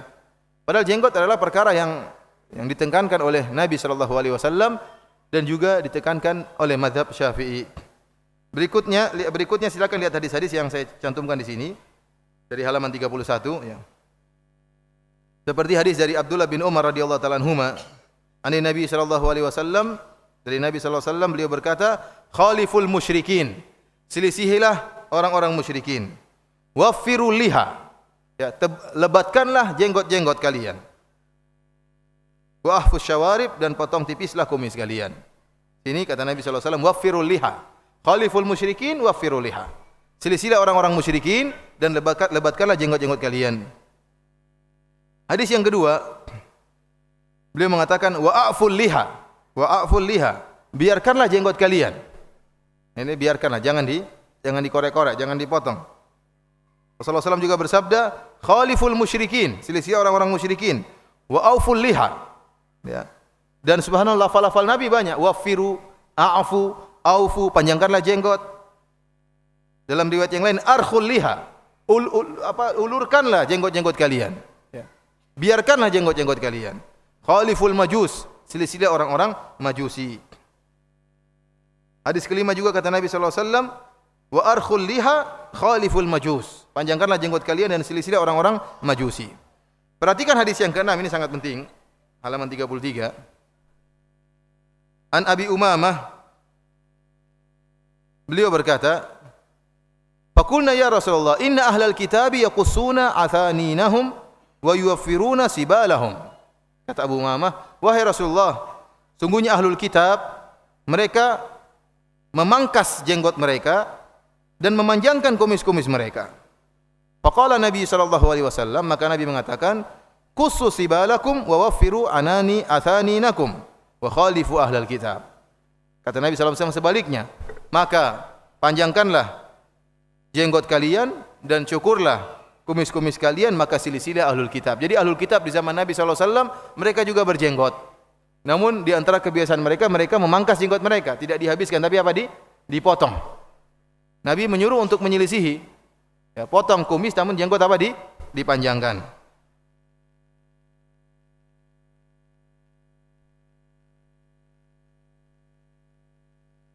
Para hadirin yang dirahmati Allah Subhanahu wa taala, kalau kita perhatikan hadis-hadis tersebut, kita dapati bahwasanya hadis-hadis tersebut semuanya datang dalam bentuk perintah, memerintahkan untuk memanjangkan jenggot. Dan hukum asal dalam usul fikih bahwasanya al-asl fil amr lil wujub. Asal dalam perintah adalah untuk wajib, suatu yang wajib. Dan ilahnya disebutkan ya, di antara ilahnya adalah untuk menyelisihi Yahudi dan Nasrani, menyelisihi ahlul kitab dan juga menyelisihi al-majus. Coba lihat juga halaman 45. Halaman 45. Kata Nabi sallallahu alaihi wasallam, asyrun minal fitrah qasus syarib wa ifa'ul lihyah. Hadis riwayat Muslim. Kata Nabi SAW, 10 perkara dari fitrah adalah mencukur kumis dan memanjangkan jenggot. Dari sini ada 2 illah kenapa jenggot diperintahkan oleh Nabi SAW. Yang pertama, menyelisih Yahudi dan Nasrani dan Ahlul Kitab. Dan yang kedua adalah sebagai fitrah manusia. Fitrah seperti motong kuku, mencukur bulu kemaluan, mencabut natful ibit, mencabut bulu-bulu ketiak, di antaranya memanjangkan jenggot. Di antaranya memanjangkan jenggot, seperti khitan sunat, itu juga fitrah. Ya. Jadi memang suatu perkara fitrah tidak bisa dirubah-rubah, namanya fitrah enggak bisa dirubah-rubah. Artinya apa? Seandainya orang Yahudi, orang Nasrani, orang Majusi semuanya berjenggot, tetap aja antum berjenggot. Paham? Namun kenyataannya mereka mencukur jenggot mereka. Sekarang timbul syubhat, sebagian orang mengatakan, ya Ustaz, Rasulullah SAW menyuruh memanjangkan jenggot di zaman tersebut, tatkala orang-orang musyrikin tidak berjenggot. Sekarang orang-orang musyrikin juga berjenggot. Oleh karenanya illah tersebut, ya, sebab diperintahkan berjenggot sudah hilang. Ini adalah kedustaan. Jawabannya ini merupakan kedustaan. Yang pertama kita katakan, di zaman Nabi SAW ada beberapa model orang musyrikin. Ada musyrikin Arab seperti Abu Jahal, Abu Lahab dan teman-temannya. Mereka berjenggot. Kebiasaan orang Arab mereka berjenggot. Ada orang-orang Yahudi dan Nasrani yang kebiasaan mereka memangkas jenggot mereka. Ada orang-orang Majusi yang kebiasaan mereka mencukur habis jenggot mereka. Jadi ada 3 orang musyrikin. Yang menyamai kaum muslimin adalah orang-orang musyrikin Arab. Mereka juga berjenggot. Abu Jahal, Abu Lahab juga mereka berjenggot. Namun Rasulullah menilik kepada 2 kelompok yang lain, Majusi dan Majusi dan Yahudi. Ya kalau orang-orang musyrikin Arab sesuai dengan kaum muslimin berjenggot, ya sudah, enggak jadi masalah. Oleh karenanya di sini para sahabat tidak protes. Orang-orang musyrikin mereka cukur jenggot mereka. Kenapa? Karena mereka berjenggot seperti kaum muslimin. Yang jadi perhatian para sahabat adalah Yahudi Nasrani yang memangkas jenggot mereka dan orang Majusi yang mencukur habis jenggot mereka. Maka Nabi mengatakan khaliful musyrikin, khaliful majus, selisih orang-orang musyrikin dan selisih orang-orang Majusi. Karena jenggot mereka ada yang dipangkas dan ada jenggot mereka yang dicukur habis. Maka kaum muslimin harus menyelisih 2 mereka ini. Caranya tidak ada cara lain kecuali dipanjangkan. Kalau hanya ditumbuhkan sedikit menyelisih Majusi, namun menyamai orang-orang Ahlul Kitab. Karena Ahlul Kitab juga berjenggot, cuma dipangkas. Ini yang pertama kita katakan bahwasanya, meskipun semua penduduk dunia, penduduk musyrikin, kemudian Majusi, mereka berjenggot, tetap saja jenggot adalah fitrah. Tetap jenggot adalah fitrah. Asyrun minal fitrah, 10 perkara fitrah di antaranya i'fa'ul lihyah, memanjangkan jenggot. Dan namanya fitrah tidak dirubah-rubah, tidak dirubah-rubah. Tetap aja hukumnya demikian. Kemudian yang kedua, siapa bilang bahwasanya orang-orang musyrikin mereka jenggotan? Sampai sekarang, jenggot tetap merupakan ciri khas kaum muslimin. Sampai sekarang. Sampai sekarang. Di mana-mana orang jenggotan ini orang belajar agama. Nampak orang belajar agama. Memang meskipun dirusak sum'ahnya atau dirusak image-nya sehingga orang membayangkan namanya jenggotan tukang bom ya. Ini kenyataan yang menyedihkan. Sehingga semua yang berjenggot dianggap tukang bom. Dan kalau kita misalnya masuk di mall ya, jadi perhatian orang. Ini bomnya taruh di mana kira-kira? Demikian juga yang bercadar. Ya memang ada penjahat bercadar ada, ya, kita tidak pungkiri. Sampai pernah kasus di Jogja, cadaran mencuri. Ya, itu bukan akidah kita. Salafiyin, orang Ahlussunnah wal Jamaah tidak demikian. Itu orang akidah orang yang berbaiat. Punya baiat sama imamnya, di luar orang yang berbaiat dengan imamnya dianggap hartanya halal. Maka dia pun masuk dalam supermarket, kemudian dia nyolong. Ya, akhirnya kasihan kan? Yang semua bercadar tertuduh pencuri. Padahal cuma 1 orang bercadar yang mencuri. Saya sama keluarga, sama istri, ya, pergi masuk mal, maka istri sama teman perempuannya bawa anak-anak terus pergi. Kemudian diperiksa dengan ketat. Cadaran ya, khawatir istrinya teroris. Sudah ini istrinya dua-dua dibawa lagi, padahal bukan, itu temannya istri. Diperiksa sampai ada yang nyeletuk. Pak, kalau kita ngebom ngapain bawa anak-anak, Pak? Kita ngebom, anak-anak tinggal di rumah baru ngebom. Ini bawa anak-anak masih diperiksa. Ya, itu kita tidak bisa salahkan satpam. Ya, karena memang kejadian, apalagi pas lagi panas-panasnya bom. Dia wajar, dia berburuk sangka, wajar. Oleh karena kita berusaha kita berubah image masyarakat bahwasanya bahwasanya orang berjenggot juga senyum-senyum, lemah lembut ya, bukan bermuka sangar, tidak menyapa orang sekitar. Itu enggak benar ya. Semakin berjenggot semakin sangar, semakin tidak menyapa, semakin angkuh. Kayaknya seluruh di samping dia semua neraka jahanam ya. Ini enggak benar. Nah seperti itu. Justru kita ingin mendakwahi mereka, lembut kepada mereka, salami mereka. Ketemu orang awam, assalamualaikum warahmatullahi wabarakatuh, tebarkan salam kepada orang yang kenal maupun yang tidak kita kenal. Ya, sunnah Nabi SAW kita hidupkan. Makanya saya ya wajar aja waktu diperiksa ya saya ngerti aja. Ya, bagaimana lagi? Memang sudah timbul isu seperti itu bahwasanya yang tukang bom itu jenggotan, istrinya bercadar. Padahal sekarang orang kalau ngebom juga terkadang tidak pakai jenggot ya. Jenggotnya disimpan dulu baru kemudian apa? Dia ngebom. Karena saya dulu pernah belajar sama orang seperti ini. Kadang dia cukur jenggot habis, kadang dia berjenggot, tergantung situasi dan kondisi. Para hadirin rahmati Allah Subhanahu wa taala, jadi memanjangkan jenggot ya. Pertama tetap masih merupakan ciri khas orang Islam ya. Yang kedua, orang-orang ahlul kitab atau orang-orang majusi penyembah matahari sampai sekarang tidak berjenggot. Antum lihat orang-orang Jepang, apakah mereka berjenggot? Tidak. Orang-orang kafir, orang-orang Nasrani, orang-orang Yahudi, mereka berjenggot? Jawabannya tidak. Orang-orang Yahudi ada yang berjenggot, ulama-ulama mereka. Tapi jenggot mereka pelintiri. Ya. Mereka punya ciri khas sendiri untuk memisahkan diri dengan kaum muslimin. Mereka juga ingin punya sunnah yang berpisah daripada ahlu sunnah wal jamaah. Sehingga mereka melintiri apa? Jenggot mereka. Namun itu segelintir kecil. Kebanyakan orang jenggot masih tetap merupakan apa? Ciri khas kaum muslimin. Dan ini merupakan fitrah tadi saya sebutkan. Bahkan para anbiya mereka berjenggot. Para anbiya seluruh nabi berjenggot. Termasuk Nabi Isa alaihissalam. Nabi Isa alaihissalam yang dituhankan oleh sebagian kaum dituhankan oleh Nasrani, dia juga berjenggot. Nabi Musa, Nabi Harun dalam Al-Qur'an, Nabi Harun mengatakan kepada Nabi Musa, "La ta'khudh bi lihyati wala bi ra'si." Ketika Nabi Musa marah, maka Nabi Musa memegang kepala Nabi Harun, satu tangannya pegang kepalanya, satu tangannya pegang jenggotnya, dipegang kepalanya oleh siapa? Nabi Musa alaihissalam. Nabi Harun mengatakan, "La ta'khudh bi lihyati wala bi ra'si." Karena marah begini ya. Artinya apa? Dia berjenggot. Disebutkan wala bilihyati. Jangan kau pegang jenggot saya. Oleh karenanya para hadirin rahmatillah subhanahu wa taala, orang-orang Nasrani yang mencela kaum muslimin berjenggot, apakah mereka lupa bahwasanya Tuhan mereka juga apa? Berjenggot. Ini cerita lama tatkala saya di Irian, kemudian ada sebagian orang-orang Nasrani yang mencela kaum muslimin ya. Waktu itu pas guru saya pas dicela, "Pak, Bapak kok berjenggot? Seperti kambing aja, Pak." Maka guru saya mengatakan, "Tuh, Tuhanmu juga berjenggot." Ya, sama kan? Ya, sama ya. Ya. Artinya tidak perlu menghina karena semua anbiya kalau dia mengatakan yang berjenggot kambing, maka banyak yang berjenggot para anbiya dan nabi-nabi Bani Israel semuanya nabi-nabinya orang Nasrani. Mereka juga berjenggot. Kemudian ada lagi yang mengatakan yang konyol, mengatakan kalau jenggot wajib maka banyak orang yang berdosa. Ini ada sebagian ustadz yang mengatakan demikian. Saya baca dalam tulisan mereka. Kenapa? Kalau orang diwajibkan berjenggot maka banyak yang berdosa. Banyak orang yang tidak bisa tumbuh jenggot, terutama orang-orang Asia. Ya akhi, ya kalau tidak bisa jenggot jangan dipaksakan. Cuman tidak bisa jadi wajib. Kalau tidak bisa dia tumbuh, kemudian Rasulullah tidak mengatakan harus ada jenggot. Tidak, Rasulullah bilang biarkan jenggot. Kalau jenggotnya nggak mau keluar ya sudah, jangan dipaksa. Rasulullah tidak bilang harus ada jenggot, tidak ada lafal redaksi hadis seperti itu. Harus ada jenggot, enggak. Rasulullah mengatakan biarkanlah jenggotmu.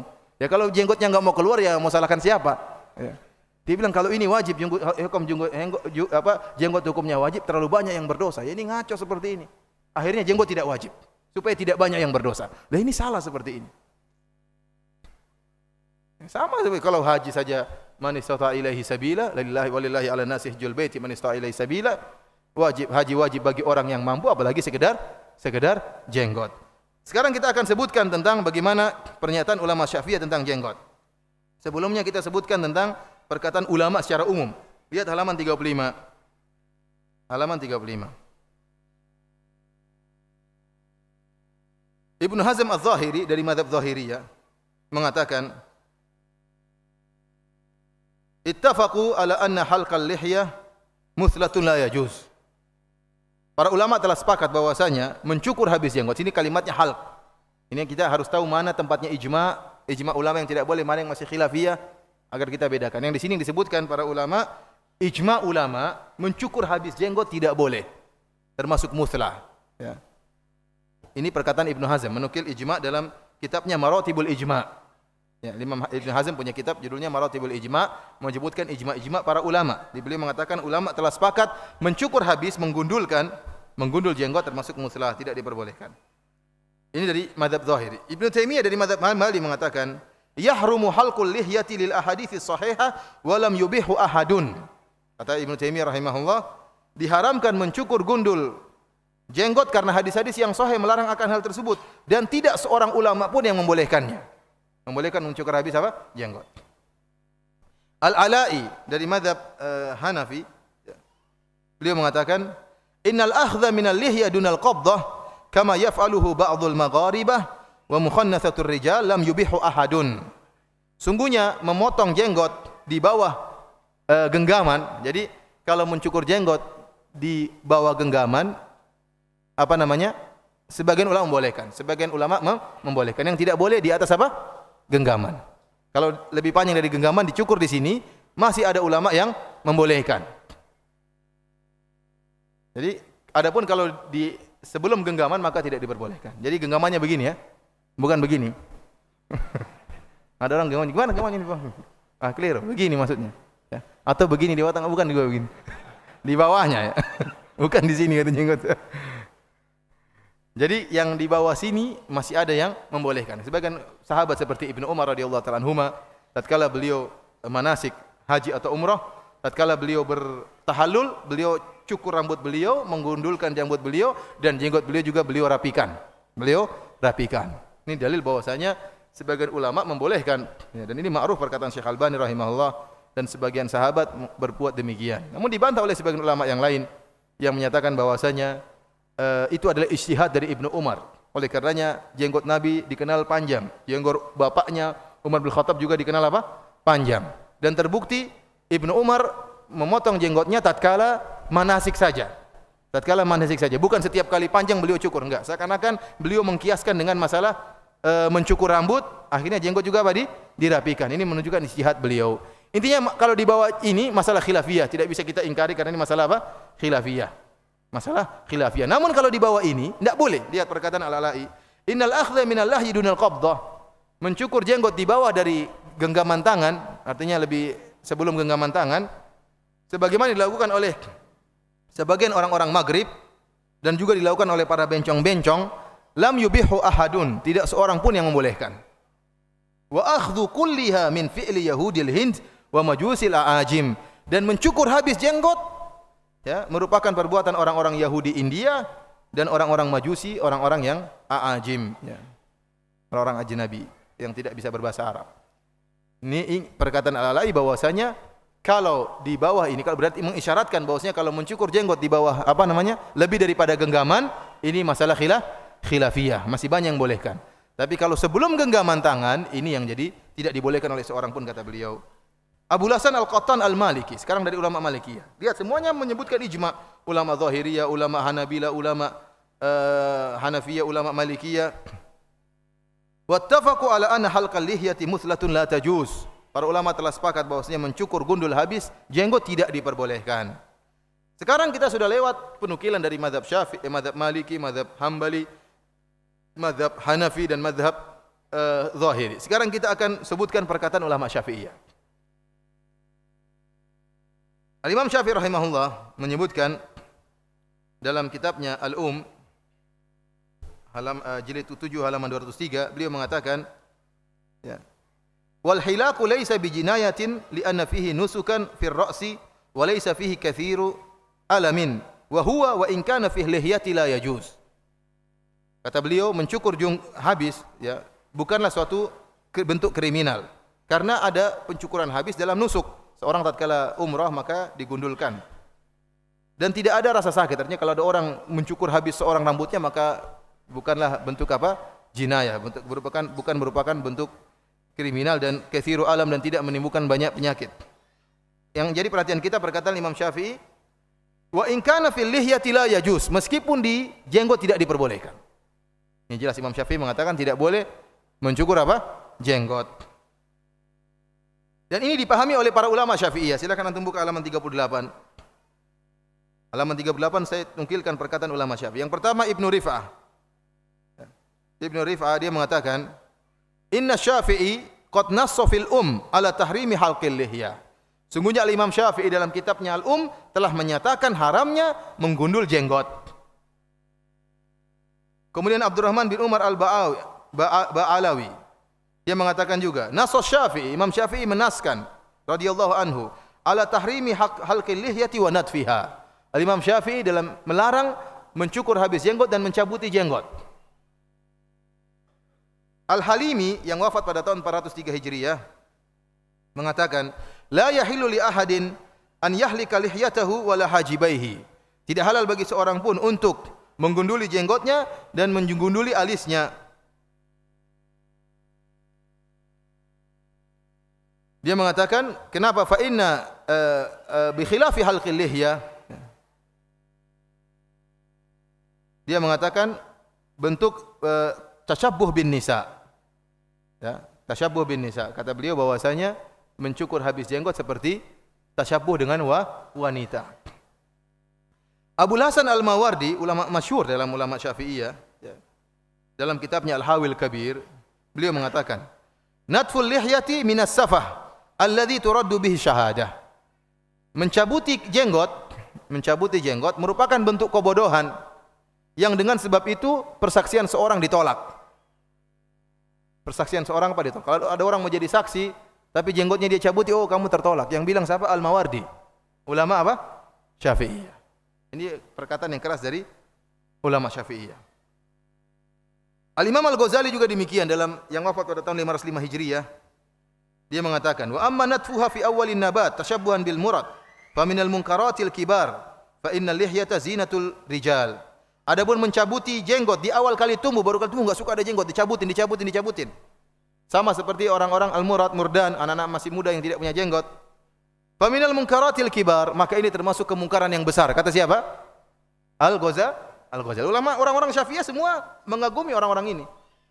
Al-Ghazali, kemudian Ibnu Rif'ah Al-Halimi, Al-Mawardi, ini ulama-ulama Syafi'iyah, ulama besar Syafi'iyah. Dia bilang faminal munkaratil kibar. Ini termasuk kemungkaran yang besar. Fa innal lihyata zinatur rijal, bahwasanya jenggot merupakan perhiasan lelaki. Dan saya sebutkan juga ulama-ulama Syafi'i yang lain. Di antaranya sekarang perkataan Imam Nawawi rahimahullah. Lihat halaman 40. Al-Imam Nawawi rahimahullah berkata, was sahih dalam Al-Majmu' Syarh Al-Muhadzab, was sahih karahatul akhdhi minha mutlaqan. Ini mazhab Syafi'i. Imam Nawawi adalah orang yang paling paham tentang mazhab Syafi'i. Al-Imam Nawawi adalah orang yang paling paham tentang mazhab Syafi'i. Maka dia dikatakan sebagai muhaqqiqul madhab, orang yang paling paham tentang mazhab. Beliau mengatakan dalam kitabnya Al-Majmu' Syarh Al-Muhadzab, was sahih, pendapat yang benar. Karahatul akhdhi minha mutlaqan, tidak boleh memotong jenggot secara mutlak. Bal yatrukuha ala haliha kaifa kanat. Tetapi jenggotnya dibiarkan sebagaimana kondisinya. Lil haditsi sahih wa aful liha, karena ada hadis yang sahih yang menyatakan biarkan jenggot. Ini perkataan siapa? Imam Nawawi. Dan saya rasa seluruh orang Indonesia kagum sama Imam Nawawi rahimahullahu taala. Kemudian beliau bantah hadis yang dhaif, kata beliau, wa ammal hadis Amr bin Syuaib an abihi an jaddihi. Adapun hadis yang diriwayatkan dari Amr bin Syuaib dari ayahnya dan dari kakeknya, inna Nabiy sallallahu alaihi wasallam kana ya'khudh min lihyatihi min ardiha wa tuliha. Rasulullah sallam memangkas jenggotnya baik dari bawah maupun dari pinggir. Farawahu Tirmidzi, diriwayatkan oleh Imam Tirmidzi bi isnadin dhaif, dengan sanad yang dhaif, la yuhtajju bihi, tidak boleh dijadikan hujjah. Tidak bisa dijadikan hujjah. Lihat, Imam Nawawi tegas. Dia mengatakan dibenci memotong jenggot sedikit pun, tidak boleh. Adapun Nabi diriwayatkan memotong sedikit kanan, memotong sedikit kiri atau di bawah, maka hadisnya dhaif, tidak boleh dijadikan hujjah. Demikian juga dalam kitabnya yang lain, dalam kitab Al-Minhaj Syarah Sahih Muslim, beliau mengatakan wal mukhtar tarkul lihyati ala haliha, dan pendapat yang terpilih adalah membiarkan jenggot sebagaimana kondisinya. Wa alla yuta'arrad laha bi taqsiri syai'in aslan, dan tidak boleh dikorek-korek dengan dipangkas sedikit pun enggak boleh, kata Al-Imam Syafi'i, Imam Nawawi rahimahullah.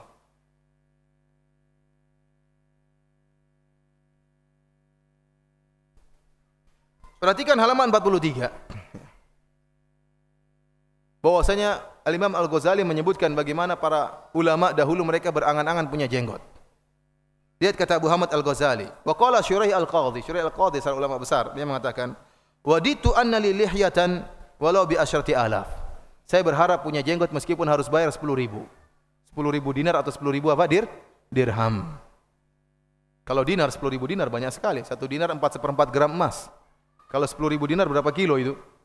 Dia mau beli jenggot dengan berkilo-kilo emas. Bukan malah jenggotnya dijual cuma dapat 100.000. Dia bukan jual jenggot, dia ingin beli jenggot. Siapa? Syuraih Al-Qadhi. Kalau saya punya uang 10.000 dinar atau dirham, terus saya bayar supaya jenggot saya tumbuh, maka dia pingin. Namun jenggot dari Allah Subhanahu wa taala. Ada yang tumbuhnya kencang, ada yang tumbuhnya malu-malu. Tidak semua orang jenggotnya lebat. Wa qala ashabul Ahnaf bin Qais, kata Imam Ghazali juga, para sahabat Al-Ahnaf bin Qais. Al-Ahnaf bin Qais ini tidak punya jenggot. Mereka berkata, wadidna an nashtari lil Ahnaf lihyatan walau bi 20,000. Kami berangan-angan untuk membelikan jenggot buat Al-Ahnaf bin Qais meskipun kami harus bayar 20.000 dinar atau dirham. Ya. Luar biasa bagaimana angan-angan ya, para ulama yang mereka tidak punya jenggot. Ya, oleh karenanya para ulama atau para ustadz yang tidak punya jenggot jangan terlalu bersedih ya. Banyak ulama juga yang tidak punya apa? Jenggot. Contohnya Syuraih Al-Qadhi, Al-Ahnaf bin Qais juga tidak punya jenggotan ya. Tidak punya jenggot. Al-Ghazali berkata, fa inna lihyata zinatur rijal wa biha yatamayyazur rijal anin nisa, karena jenggot adalah perhiasan lelaki dan dengan jenggot tersebut terbedakan antara lelaki dengan wanita.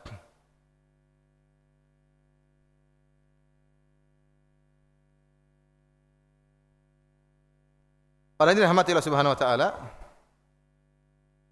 Maghrib jam berapa? Lanjut apa mau tanya jawab? Lanjut aja. Lanjut terus. Kita lanjut. Perkara berikutnya tentang haramnya musik.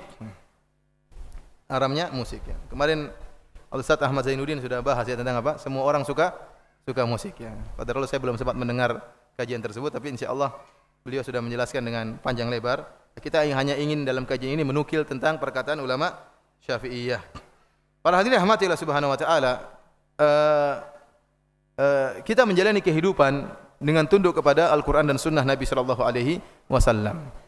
Dan terlalu banyak dalil yang menunjukkan akan haramnya musik, ya, akan haramnya musik. Baik dari Al-Quran maupun dalam hadis-hadis Nabi sallallahu alaihi wasallam.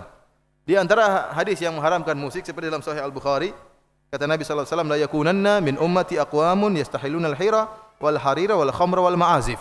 Sungguh akan ada dari umatku kaum yang mereka menghalalkan al-hira, menghalalkan zina, wal harira dan menghalalkan sutra bagi lelaki, wal khamra dan menghalalkan bir, wal ma'azif dan menghalalkan alat-alat musik.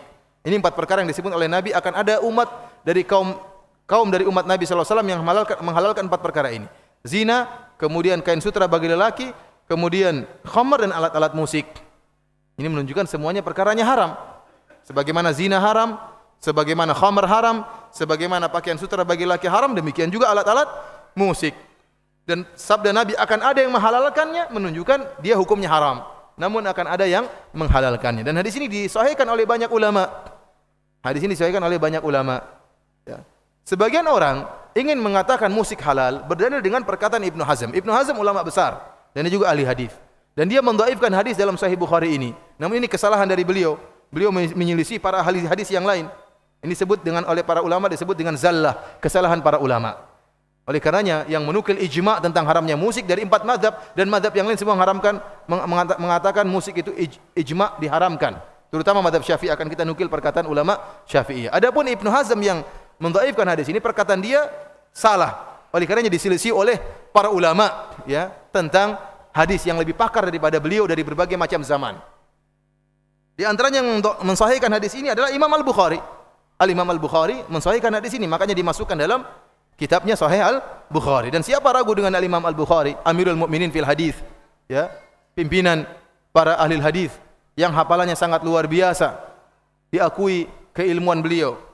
Kemudian demikian juga Al-Imam Abu Bakar Al-Ismaili, Ibnu Hibban, saya sebutkan para ulama yang mensahihkan hadis ini. Terutama ulama Syafi'iyah yang mensahihkan hadis ini. Karena kita sedang berbicara tentang orang-orang yang mengaku bermadzhab Syafi'i. yang menjadikan para ulama Syafi'iyah sebagai marja' mereka, sebagai sumber ilmu mereka. Di antara para ulama Syafi'iyah yang mensahihkan hadis ini, Al-Hafidz Ibnu Salah, ulama besar di mazhab Syafi'iyah. Al-Hafidz Ibnu Katsir, dari ulama juga Syafi'iyah. Ibnul Mulaqin, juga dari ulama Syafi'iyah. Zainuddin Al-Iraqi, juga dari ulama Syafi'iyah. Ibnu Hajar Al-Asqalani, juga dari ulama Syafi'iyah. Ini semua ulama Syafi'iyah, ahlul hadisnya ulama Syafi'iyah, semuanya mensahihkan hadis ini. Belum dari ulama-ulama mazhab yang lain. Dari zaman dahulu sampai zaman sekarang dengan berbagai macam mazhab, semuanya mensahihkan hadis ini. Oleh karenanya, apa yang dikatakan oleh Ibnu Hazm tatkala mendhaifkan hadis ini merupakan kesalahan. Dan jangan kita menjadikan kesalahan ini sebagai dalil untuk ini masalah khilafiyah. Karena sebagian orang demikian. Kenapa musik dibahas? Ini masalah khilafiyah. Kita bilang enggak. Ini ijma' ulama. Ibnu Hazm salah. Tidak ada yang mendukung dia. Ibnu Hazm salah. Dan kesalahan ulama tidak boleh dikatakan sebagai dalil untuk membolehkan. Kalau kita caranya demikian, maka terlalu banyak perkara yang kita halalkan. Contohnya seperti mut'ah. Mut'ah ada saja ulama Ahlussunnah yang bolehkan. Ada.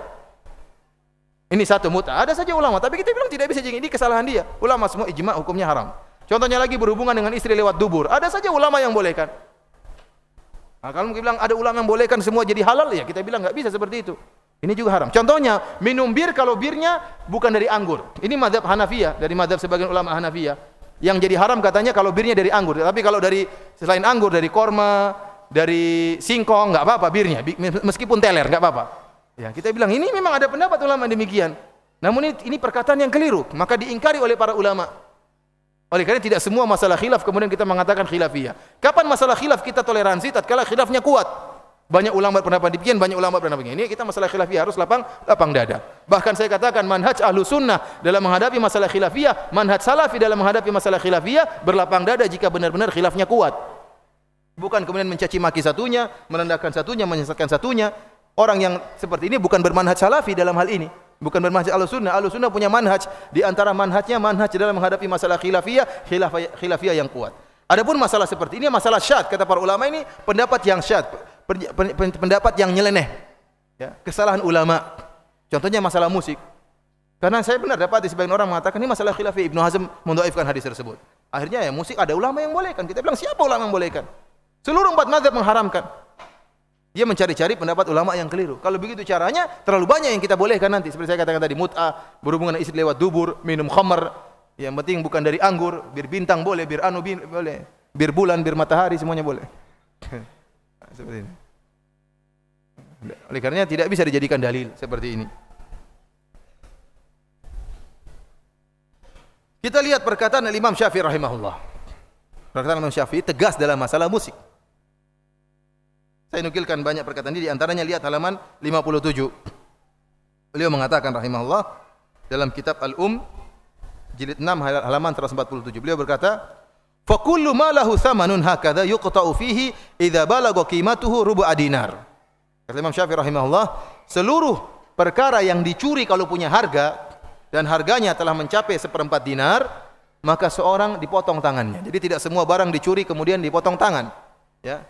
Harus mencapai 1/4 apa? Dinar. 1/4 dinar ya kira-kira 1 gram lebih sedikit emas, 1 gram lebih dikit.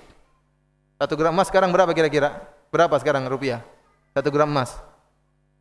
Berapa? Siapa yang juragan emas di sini? Angkat tangan. Berapa? 500.000. Sekitar 500.000 atau 600.000. Ya, kalau curinya masih 400.000, makanya tidak dipotong tangan. Makanya kalau orang curi ayam jangan dipotong tangannya, kasihan. Apalagi dibunuh, gara-gara curi ayam. Ya laporkan ke polisi. Ya. Sebagian orang gara-gara curi ayam dibunuh. Ayam harganya berapa? Sampai 600.000. Itu ayam priai aja nggak sampai segitu harganya, 600.000. Kemudian dipukul, kemudian dibakar, kemudian dibunuh. Ini tidak benar seperti ini. Kita jangan emosi kemudian menyelisih syariat Islam. Ada syariat.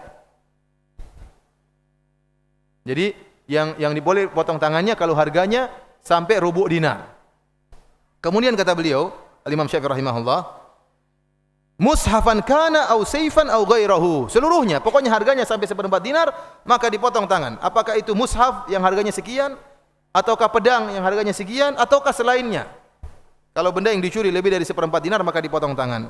Mimma yahillu thamanahu. Yang penting barang-barang tersebut harganya halal. Seperti mushaf halal diperjualbelikan. Pedang juga benda yang halal dan yang lain juga halal. Barang siapa yang mencuri barang halal, harganya lebih dari 1/4 dinar maka tangannya dipotong. Kemudian kata Imam Syafi'i, fa in saraka khamran aw khinziran, kalau dia mencuri bir dan mencuri babi, bir halal atau tidak? Haram. Babi haram. Maka barang siapa yang mencuri bir atau mencuri babi, lam yuqta li'anna hadha haramus tsaman, maka tangannya tidak dipotong. Kenapa? Karena barang yang dicuri ini barang yang haram. Jadi meskipun babi dicuri 100 ekor harganya sampai 50 juta, tidak dipotong tangannya. Kenapa? Karena babi hukumnya apa? Haram. Meskipun bir-bir yang harganya mahal yang sudah disimpan mungkin 120 tahun, harganya sampai puluhan juta, tetap saja tidak dipotong tangannya. Kenapa? Dia barang haram. Li'anna hadha haramus tsaman. Kata Imam Syafi'i, karena ini benda-benda yang haram. Wala yuqta fi tsamanit tumbur walal mizmar. Demikian juga tidak dipotong tangan seorang kalau mencuri seluring, mencuri alat musik, tidak apa-apa. Kecapi dicuri tidak apa-apa. Bukan apa-apa, tapi tidak dipotong apa? Tangannya. Lihat di sini Al-Imam Syafi'i menyamakan mencuri seruling, mencuri kecapi sama seperti mencuri apa? Bir dan babi, sama-sama tidak dipotong tangannya. Kenapa? Karena dua benda ini benda yang haram. Kalau ada orang yang curi tidak boleh dipotong tangannya. Tidak dipotong tangannya.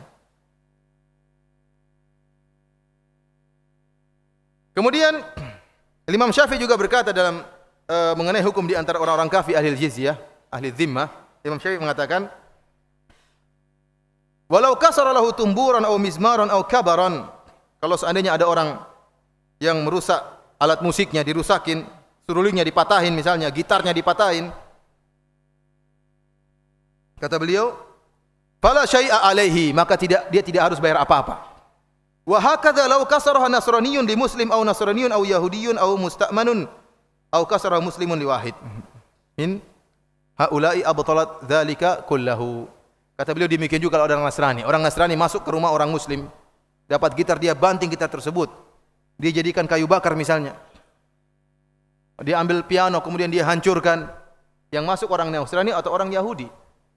Dan mereka tinggal, ini dalam ini konteks Imam Syafi'i berbicara tentang ahlu zimmah, orang-orang Yahudi dan Nasrani yang tinggal di bawah kekuasaan kaum muslimin. Mereka bayar jizyah. Namun seandainya mereka membuat kriminal dan mereka masuk di rumahnya seorang muslim, menghancurkan gitar, menghancurkan kecapi, piano dan lainnya, maka mereka tidak harus bayar apa-apa, tidak ada denda. Kenapa? Karena barang-barang tersebut barang-barang yang apa? Haram. Tidak ada denda sama sekali. Makanya kalau antum, misalnya antum masuk di toko jual alat musik, terus antum hancurkan, antum bilang ini Imam Syafi'i bilang begini, tidak apa-apa dihancurin. Katanya tidak apa-apa, tapi saya telepon polisi dulu. Tapi secara hukum syari antum tidak apa-apa, tidak suruh bayar tapi digebukin sama mereka. Intinya apa, ikhwan? Ya, intinya Imam Syafi'i menjelaskan bahwasanya menghancurkan alat-alat musik tidak harus bayar apa-apa. Ini alat yang haram. Mencuri juga tidak harus dipotong tangannya. Kenapa? Yang dicuri adalah benda-benda yang haram. Bahkan ya, ulama Syafi'iyah khilaf tentang masalah main alat musik ini. Hukumnya dosa besar atau dosa kecil? Intinya berdosa. Setelah mereka sepakat ini merupakan apa? Dosa.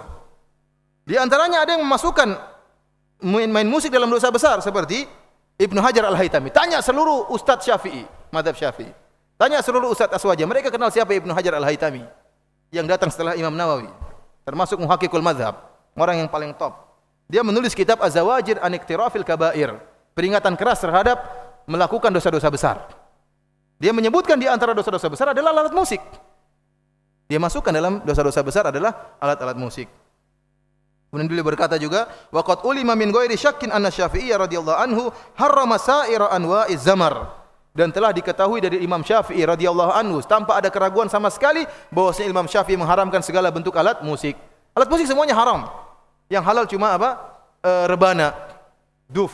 Rebana itu pun boleh dilakukan tatkala walimah. Allah alam bisawab, karena rebana enggak ada nadanya, enggak ada do re mi fa sol la si do nya. Jadi dung dung dung dung gitu aja. Tapi kalau nya ada do re mi fa sol la si do si la sol fa mi re do. Ya itu repot seperti itu. Tapi kalau rebana enggak ada. Mau ditungut tetap aja enggak ada nadanya. Enggak ada nadanya. Oleh karenanya tidak apa namanya? Berbeda, dan itu dikhususkan tatkala walimah. Yang lainnya alat musik haram. Seluruh, kata dia, seluruh alat-alat musik. Abul Ma'ali Al-Juwaini ya, dalam kitabnya Nihayatul Matlab fi Dirayatil Madhab, ma'ruf Al-Juwaini, ulama besar di mazhab Syafi'iyah.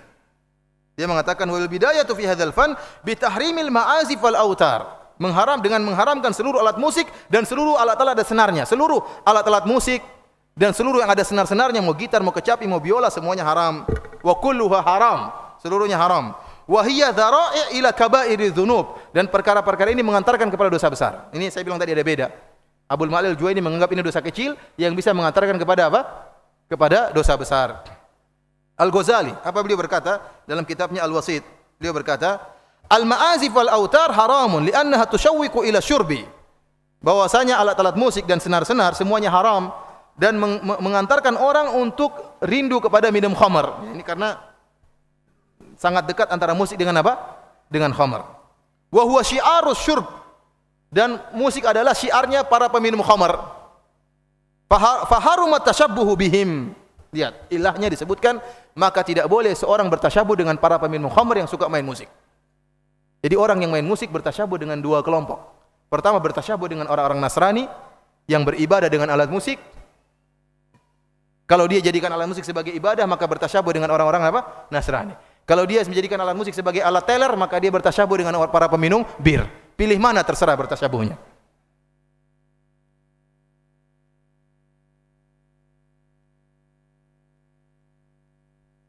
Demikian juga perkataan Imam Nawawi rahimahullah. Beliau berkata, bi ba'dil alatil ghina mimma huwa min syiari syaribil khamar. Dia mengatakan sebagian alat-alat musik yang dia merupakan syiarnya para peminum khamar. Demikian saya nukilkan juga perkataan Syekhul Islam Zakaria Al-Ansari, kemudian As-Subki, ya, Ar-Ramli, seluruh ulama Syafi'iyah, Asy-Syarbini, Ibnu Hajar Al-Haytami, dan seluruh mereka menjelaskan tentang hukum haramnya alat-alat musik. Kemudian lihat halaman 67, saya sebutkan tentang ijma ulama tentang haramnya musik, halaman 67 dan seterusnya. Halaman 68 saya sebutkan perkataan dari berbagai ulama mazhab. Pertama, Ibnu Jarir At-Tabari, pemilik tafsir, dia menyebutkan tentang waqfaqat ajma ulamaul amsar ala karahatil ghina wal man'i minhu. Para ulama seluruh negeri telah berijma untuk membencinya nyanyian dan larangan untuk nyanyian. Al-Baghawi dari mazhab Syafi'i juga menukil ijma yang wafat pada tahun 516 Hijriah. Dia mengatakan wattafaqu ala tahrimil mazamir wal malahi wal ma'azif, dan mereka para ulama telah sepakat akan haramnya seluruh alat musik. Ibnu Qudamah juga dari mazhab Hambali yang wafat 540 Hijriah. Beliau mengatakan wa amma alatul lahwi wa katumbur wal mizmar wa syababa fala qat'a fihi annahu alatun lil ma'siyah bil ijma'. Adapun alat-alat musik seperti seruling, kecapi dan yang lainnya, maka ini tidak ada dipotong tangan kalau mencuri alat-alat ini. Kenapa? Annahu alatun lil ma'siyah, karena ini alat-alat untuk bermaksiat bil ijma', dengan ijma' para ulama. Karena ini alat maksiat, maka kalau dicuri tidak perlu dipotong tangan. Ijma' ulama ini alat maksiat. Abul Abbas Al-Qurtubi dari mazhab Maliki juga berkata demikian. Fa amma ma abda'u sufiyah al-yaum. Lihat, perhatikan. Abul Abbas Al-Qurtubi dia mengatakan, fa amma ma abda'ahu sufiyah al-yaum min al-idman ala sama'il maghani bil alatil mutribah fa min qabili ma la yukhtalafu fihi fi tahrimihi. Kata beliau, adapun perkara-perkara yang dibuat oleh orang sufiyah pada hari ini, tahun berapa dia? Tahun 656 Hijriah. Adapun perbuatan orang-orang sufiyah yang mendengarkan nyanyian, kata beliau, ya, adapun apa yang dilakukan oleh orang-orang sufiyah sekarang pada hari ini, yang mereka terbiasa mendengarkan nyanyian-nyanyian yang dilatunkan dengan alat-alat musik, famin qabili ma la yukhtalafu fihi, maka termasuk dari perkara yang tidak diperselisihkan oleh para ulama akan keharamannya. Dikarenakan ini peringatan kepada orang-orang yang mereka beribadah dengan alat-alat musik, maka diingkari oleh para ulama sejak dahulu. Kenapa Imam Syafi'i meninggalkan Baghdad? Karena takbir. Coba tanya kepada mereka, apa makna takbir? Takbir adalah orang-orang sufi yang mereka bermain musik, ya. Maka kota Baghdad ditinggalkan oleh Imam Syafi'i rahimahullah, ya. Di antaranya karena ada kaum yang memainkan apa? Alat-alat seperti ini.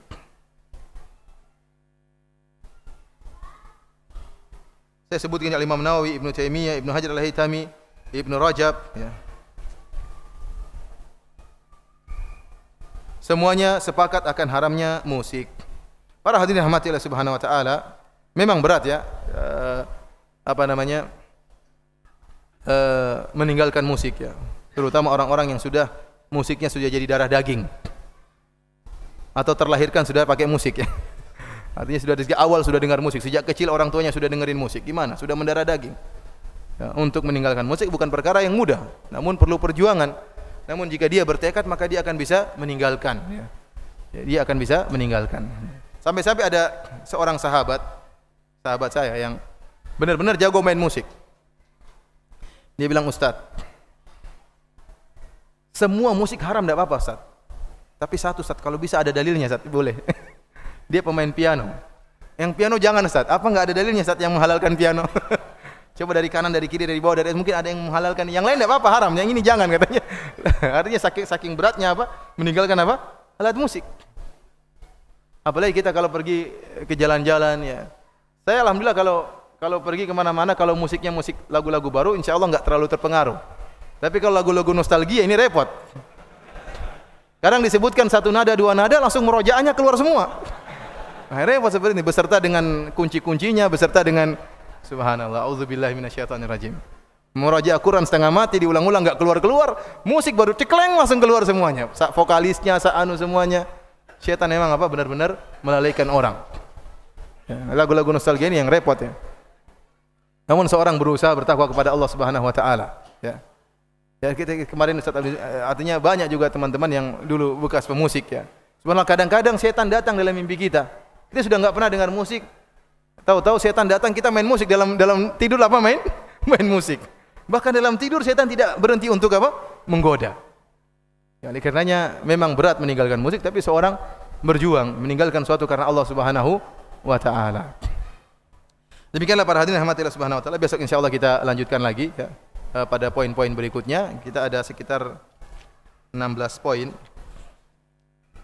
14 atau 16? Ada 18 poin.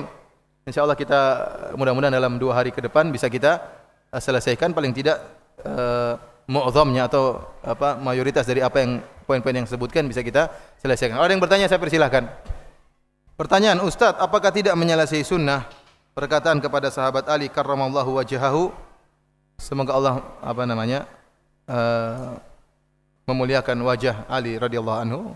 Disebutkan bahwasanya Ali bin Abi Thalib tidak pernah menyembah berhala tatkala beliau belum masuk Islam, oleh karenanya dikatakan karramallahu wajhahu ya. Kita katakan bahwasanya sebenarnya enggak jadi masalah ya. Tetapi tatkala ada nilai seperti pengkhususan ini jadi masalah. Karena yang tidak menyembah berhala bukan cuma Ali bin Abi Thalib. Abu Bakar juga tidak disebutkan beliau pernah mencela apa? Menyembah berhala. Tapi kenapa pengkhususan tersebut hanya kepada Ali? Yang lebih daripada ini seperti mereka mengatakan Ali alaihi salam. Ali alaihi salam.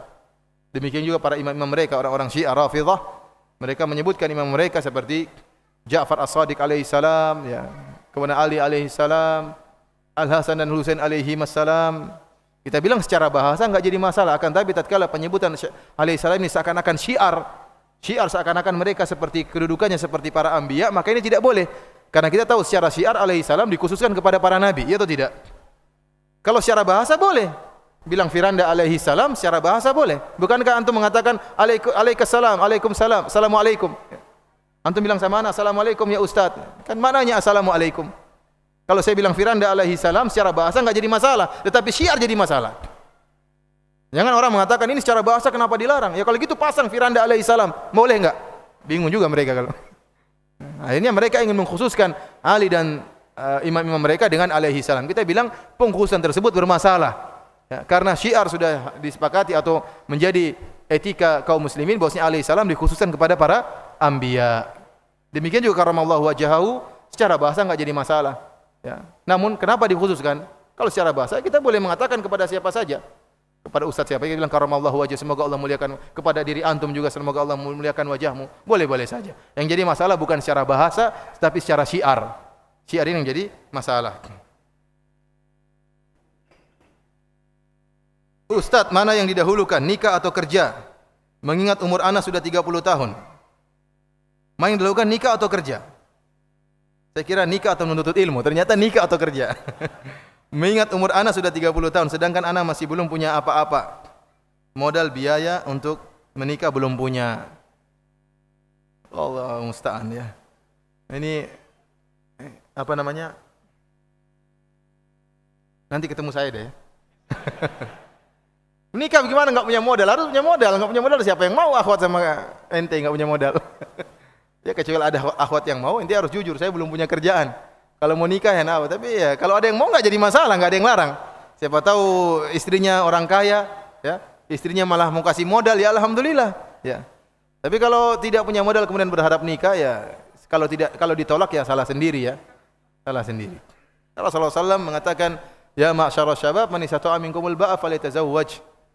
Faman lam yastati', wahai para pemuda, barang siapa yang antara kalian memiliki kemampuan menikah maka menikahlah. Barang siapa yang tidak mampu, para ulama tatkala menjelaskan makna al-ba'ah semuanya kembali kepada makna kemampuan memberi nafkah. Makanya barang siapa yang tidak mampu fa alaihi bisyam, maka hendaknya puasa. Ini menunjukkan nikah harus punya modal. Nikah harus punya modal. Tapi tidak apa, nanti kalau yang tanya boleh ketemu saya. Tapi seandainya kalau ada akhwat yang mau dinikahi kemudian tidak malah dia mau kasih modal, ya alhamdulillah. Ya kalau siapa tahu ada, enggak jadi masalah. Ustaz, apakah salat Jumat bisa dijamak dengan salat asar bagi musafir? Ini masalah khilafiyah di antara para ulama dengan khilaf yang kuat. Antara jamak antara salat Jumat dengan salat asar. Wallahu a'lam bishawab, saya lebih condong pada bolehnya menjamak antara salat asar dengan salat Jumat. Mengingat dikiaskan dengan salat duhur dengan salat asar. Ya. Karena memang benar bahwasanya Nabi SAW tidak pernah menjamak antara salat Jumat dengan salat asar. Karena memang kalau Rasulullah lagi safar, beliau tidak salat Jumat. Ya atau tidak? Kalau beliau safar, beliau salat Jumat enggak? Beliau tidak salat Jumat. Maka bagaimana mau dibayangkan salat Jumat digabungkan dengan salat apa? Asar. Sementara beliau tatkala, kan pertanyaannya begini, Ustaz, apakah seorang musafir boleh menggabungkan antara salat Jumat dengan salat asar? Kita bilang tidak ada dalilnya dari Nabi, karena memang tidak ada kondisi seperti itu. Karena Nabi tatkala musafir tidak salat Jumat, ya kapan dia mau gabungkan Jumat dengan asar? Wong salat tatkala musafir tidak pernah salat Jumat. Namun berbeda sekarang kasusnya, sekarang banyak orang musafir yang mampir salat Jumat. Ini jadi yang kedua yang mengatakan tidak boleh, mereka berdalil dengan kisah istisqa'nya Nabi sallallahu alaihi wasallam. Tatkala Nabi sallallahu alaihi wasallam lagi berkhutbah, tahu-tahu datang seorang mengatakan, "Ya Rasulullah, halakatil amwal wa qata'atis subul."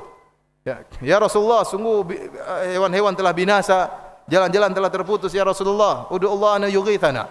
Berdoalah kepada Allah agar menurunkan hujan bagi kami. Maka Rasulullah SAW mengangkat kedua tangannya mengatakan, Allahumma aghithna, Allahumma aghithna. Ya Allah, turunkanlah hujan. Maka tiba-tiba awan berkumpul, kata Anas bin Malik, awan berkumpul tatkala itu tahu-tahu turun hujan yang sangat lebat. Selama seminggu tidak berhenti-berhenti hujan tersebut. Minggu depan orangnya datang lagi, ya Rasulullah, binasa juga, hujan enggak berhenti-berhenti. Tolong berhentikan. Akhirnya Rasulullah SAW minta agar hujan dipindahkan ke tempat-tempat lembah-lembah, ke wadi-wadi dan yang lainnya, bukan ke tempat pemukiman. Intinya disebutkan dalam hadis tersebut tidak dijelaskan bahwasanya Nabi menjamak Jumat dengan asar padahal hujan. Padahal apa? Hujan selama seminggu tidak berhenti. Padahal di antara hal yang membuat orang rukhsah untuk menjamak adalah adanya apa? Hujan. Kata mereka dalil bahwasanya seandainya ada salat jamak pasti akan disebutkan oleh perawi. Bantahannya kita katakan bahwasanya sang perawi sedang berbicara fokus terhadap istisqa. Dan dia tidak menyebutkan Rasulullah menjamak atau tidak menjamak. Mengatakan Rasulullah jamak juga tidak, menyatakan tidak menjamak juga tidak. Dan ingat, hujan itu bukan mewajibkan jamak, tidak. Hujan tidak mewajibkan apa? Jamak, tapi membolehkan untuk apa? Di jamak. Kalau memang Rasulullah SAW menjamak selain Jumat dan kan ada salat maghrib isya juga. Selama seminggu kenapa tidak diriwayatkan satu hadis pun kemudian pada maghrib dan isyanya Rasulullah menjamak meskipun Jumat asarnya tidak dijamak? Kan seminggu ceritanya hujan itu. Masa tidak sehari pun disebutkan Rasulullah menjamak antara maghrib dengan isya atau duhur dan asar hari berikutnya? Karena perawi sedang fokus membicarakan tentang apa? Salat istisqa. Paham? Dia tidak berbicara tentang jamak atau tidak jamak. Karena barang saya mengatakan tidak disebutkan jamak tatkala itu kita katakan demikian juga maghrib isyanya tidak disebutkan jamak. Demikian juga hari besoknya duhur dan asar juga tidak disebutkan jamak. Selama seminggu tidak ada yang menyebutkan Nabi jamak. Paham? Oleh karenanya hadis ini bukan mendukung jamak atau menolak jamak, karena sang perawi sedang memfokuskan tentang pembicaraan tentang salat turunnya hujan. Kemudian seandainya saya kasih logika begini. Ada seorang khatib, dia berkhutbah Jumat. Maka orang-orang semua menghadiri salat Jumat. Kemudian akhirnya salat. Didirikanlah salat Jumat. Tatkala didirikan salat Jumat, hujan lebat. Hujan lebat. Pas dia rakaat kedua, kemudian lagi duduk tasyahud, datang orang-orang terlambat. Ada mungkin 100 orang terlambat masuk masjid, masuk dalam salat. Mereka yang terlambat dapat rakaat atau tidak? Di rakaat kedua tasyahud akhir. Tasyahud, ya, tatkala tasyahud. Mereka dapat rakaat atau tidak? Saya tanya ini. Yang benar jawabannya, dapat rakaat atau tidak? Tidak. Kalau mereka tidak dapat rakaat, mereka salat duhur apa salat Jumat? Salat duhur. Baik, mereka salat duhur. Berarti mereka bangun, mereka salat 4 rakaat. Sekarang hujan lebat. Begitu selesai mereka, orang sudah selesai salat Jumat, yang terlambat 100 orang ini pun selesai salat duhur. Kemudian mereka mengatakan, ayo yang terlambat kita jamak. Karena kita tadi salat duhur. Boleh atau tidak mereka jamak? Sepakat boleh. Karena mereka tadi salat apa? Zuhur. Yang sesuai sunnah malah nonton. Paham atau tidak? Kenapa mereka salat Jumat enggak boleh salat apa? Di jamak. Paham maksud saya atau tidak? Maksud saya justru orang yang salah seperti ini diberi rukhsah untuk apa? Menjamak. Sementara yang benar salat Jumatnya enggak boleh jamak. Maka kita katakan memang ada sebagian ulama yang melarang, namun sebagian ulama juga membolehkan, dan saya lebih condong kepada yang membolehkan karena kiasnya dari sisi waktunya. Jumat memang Jumat dengan duhur salat yang berbeda, tapi secara waktu sama waktunya. Oleh karenanya boleh menggabungkan antara jamak dan Jumat dan asar dengan di jamak. Wallahu a'lam bishawab, yang lebih hati-hati tidak di jamak kecuali dalam keadaan kepepet, dan ada kondisi-kondisi tertentu kita sulit untuk tidak menjamak. Seperti misalnya pesawat mau terbang, ya. Sementara terbangnya jam 2, khawatirnya sampai menjelang maghrib. Di bandara sulit untuk salat asar atau ya kita seperti gini kita jamak aja. Ya, kondisi-kondisi tertentu. Tapi asalnya kita jangan menjamak biar keluar daripada masalah khilaf. Demikianlah para hadirin rahmati Allah Subhanahu wa taala, kajian kita insyaallah masih banyak pertanyaan saya simpan, ya.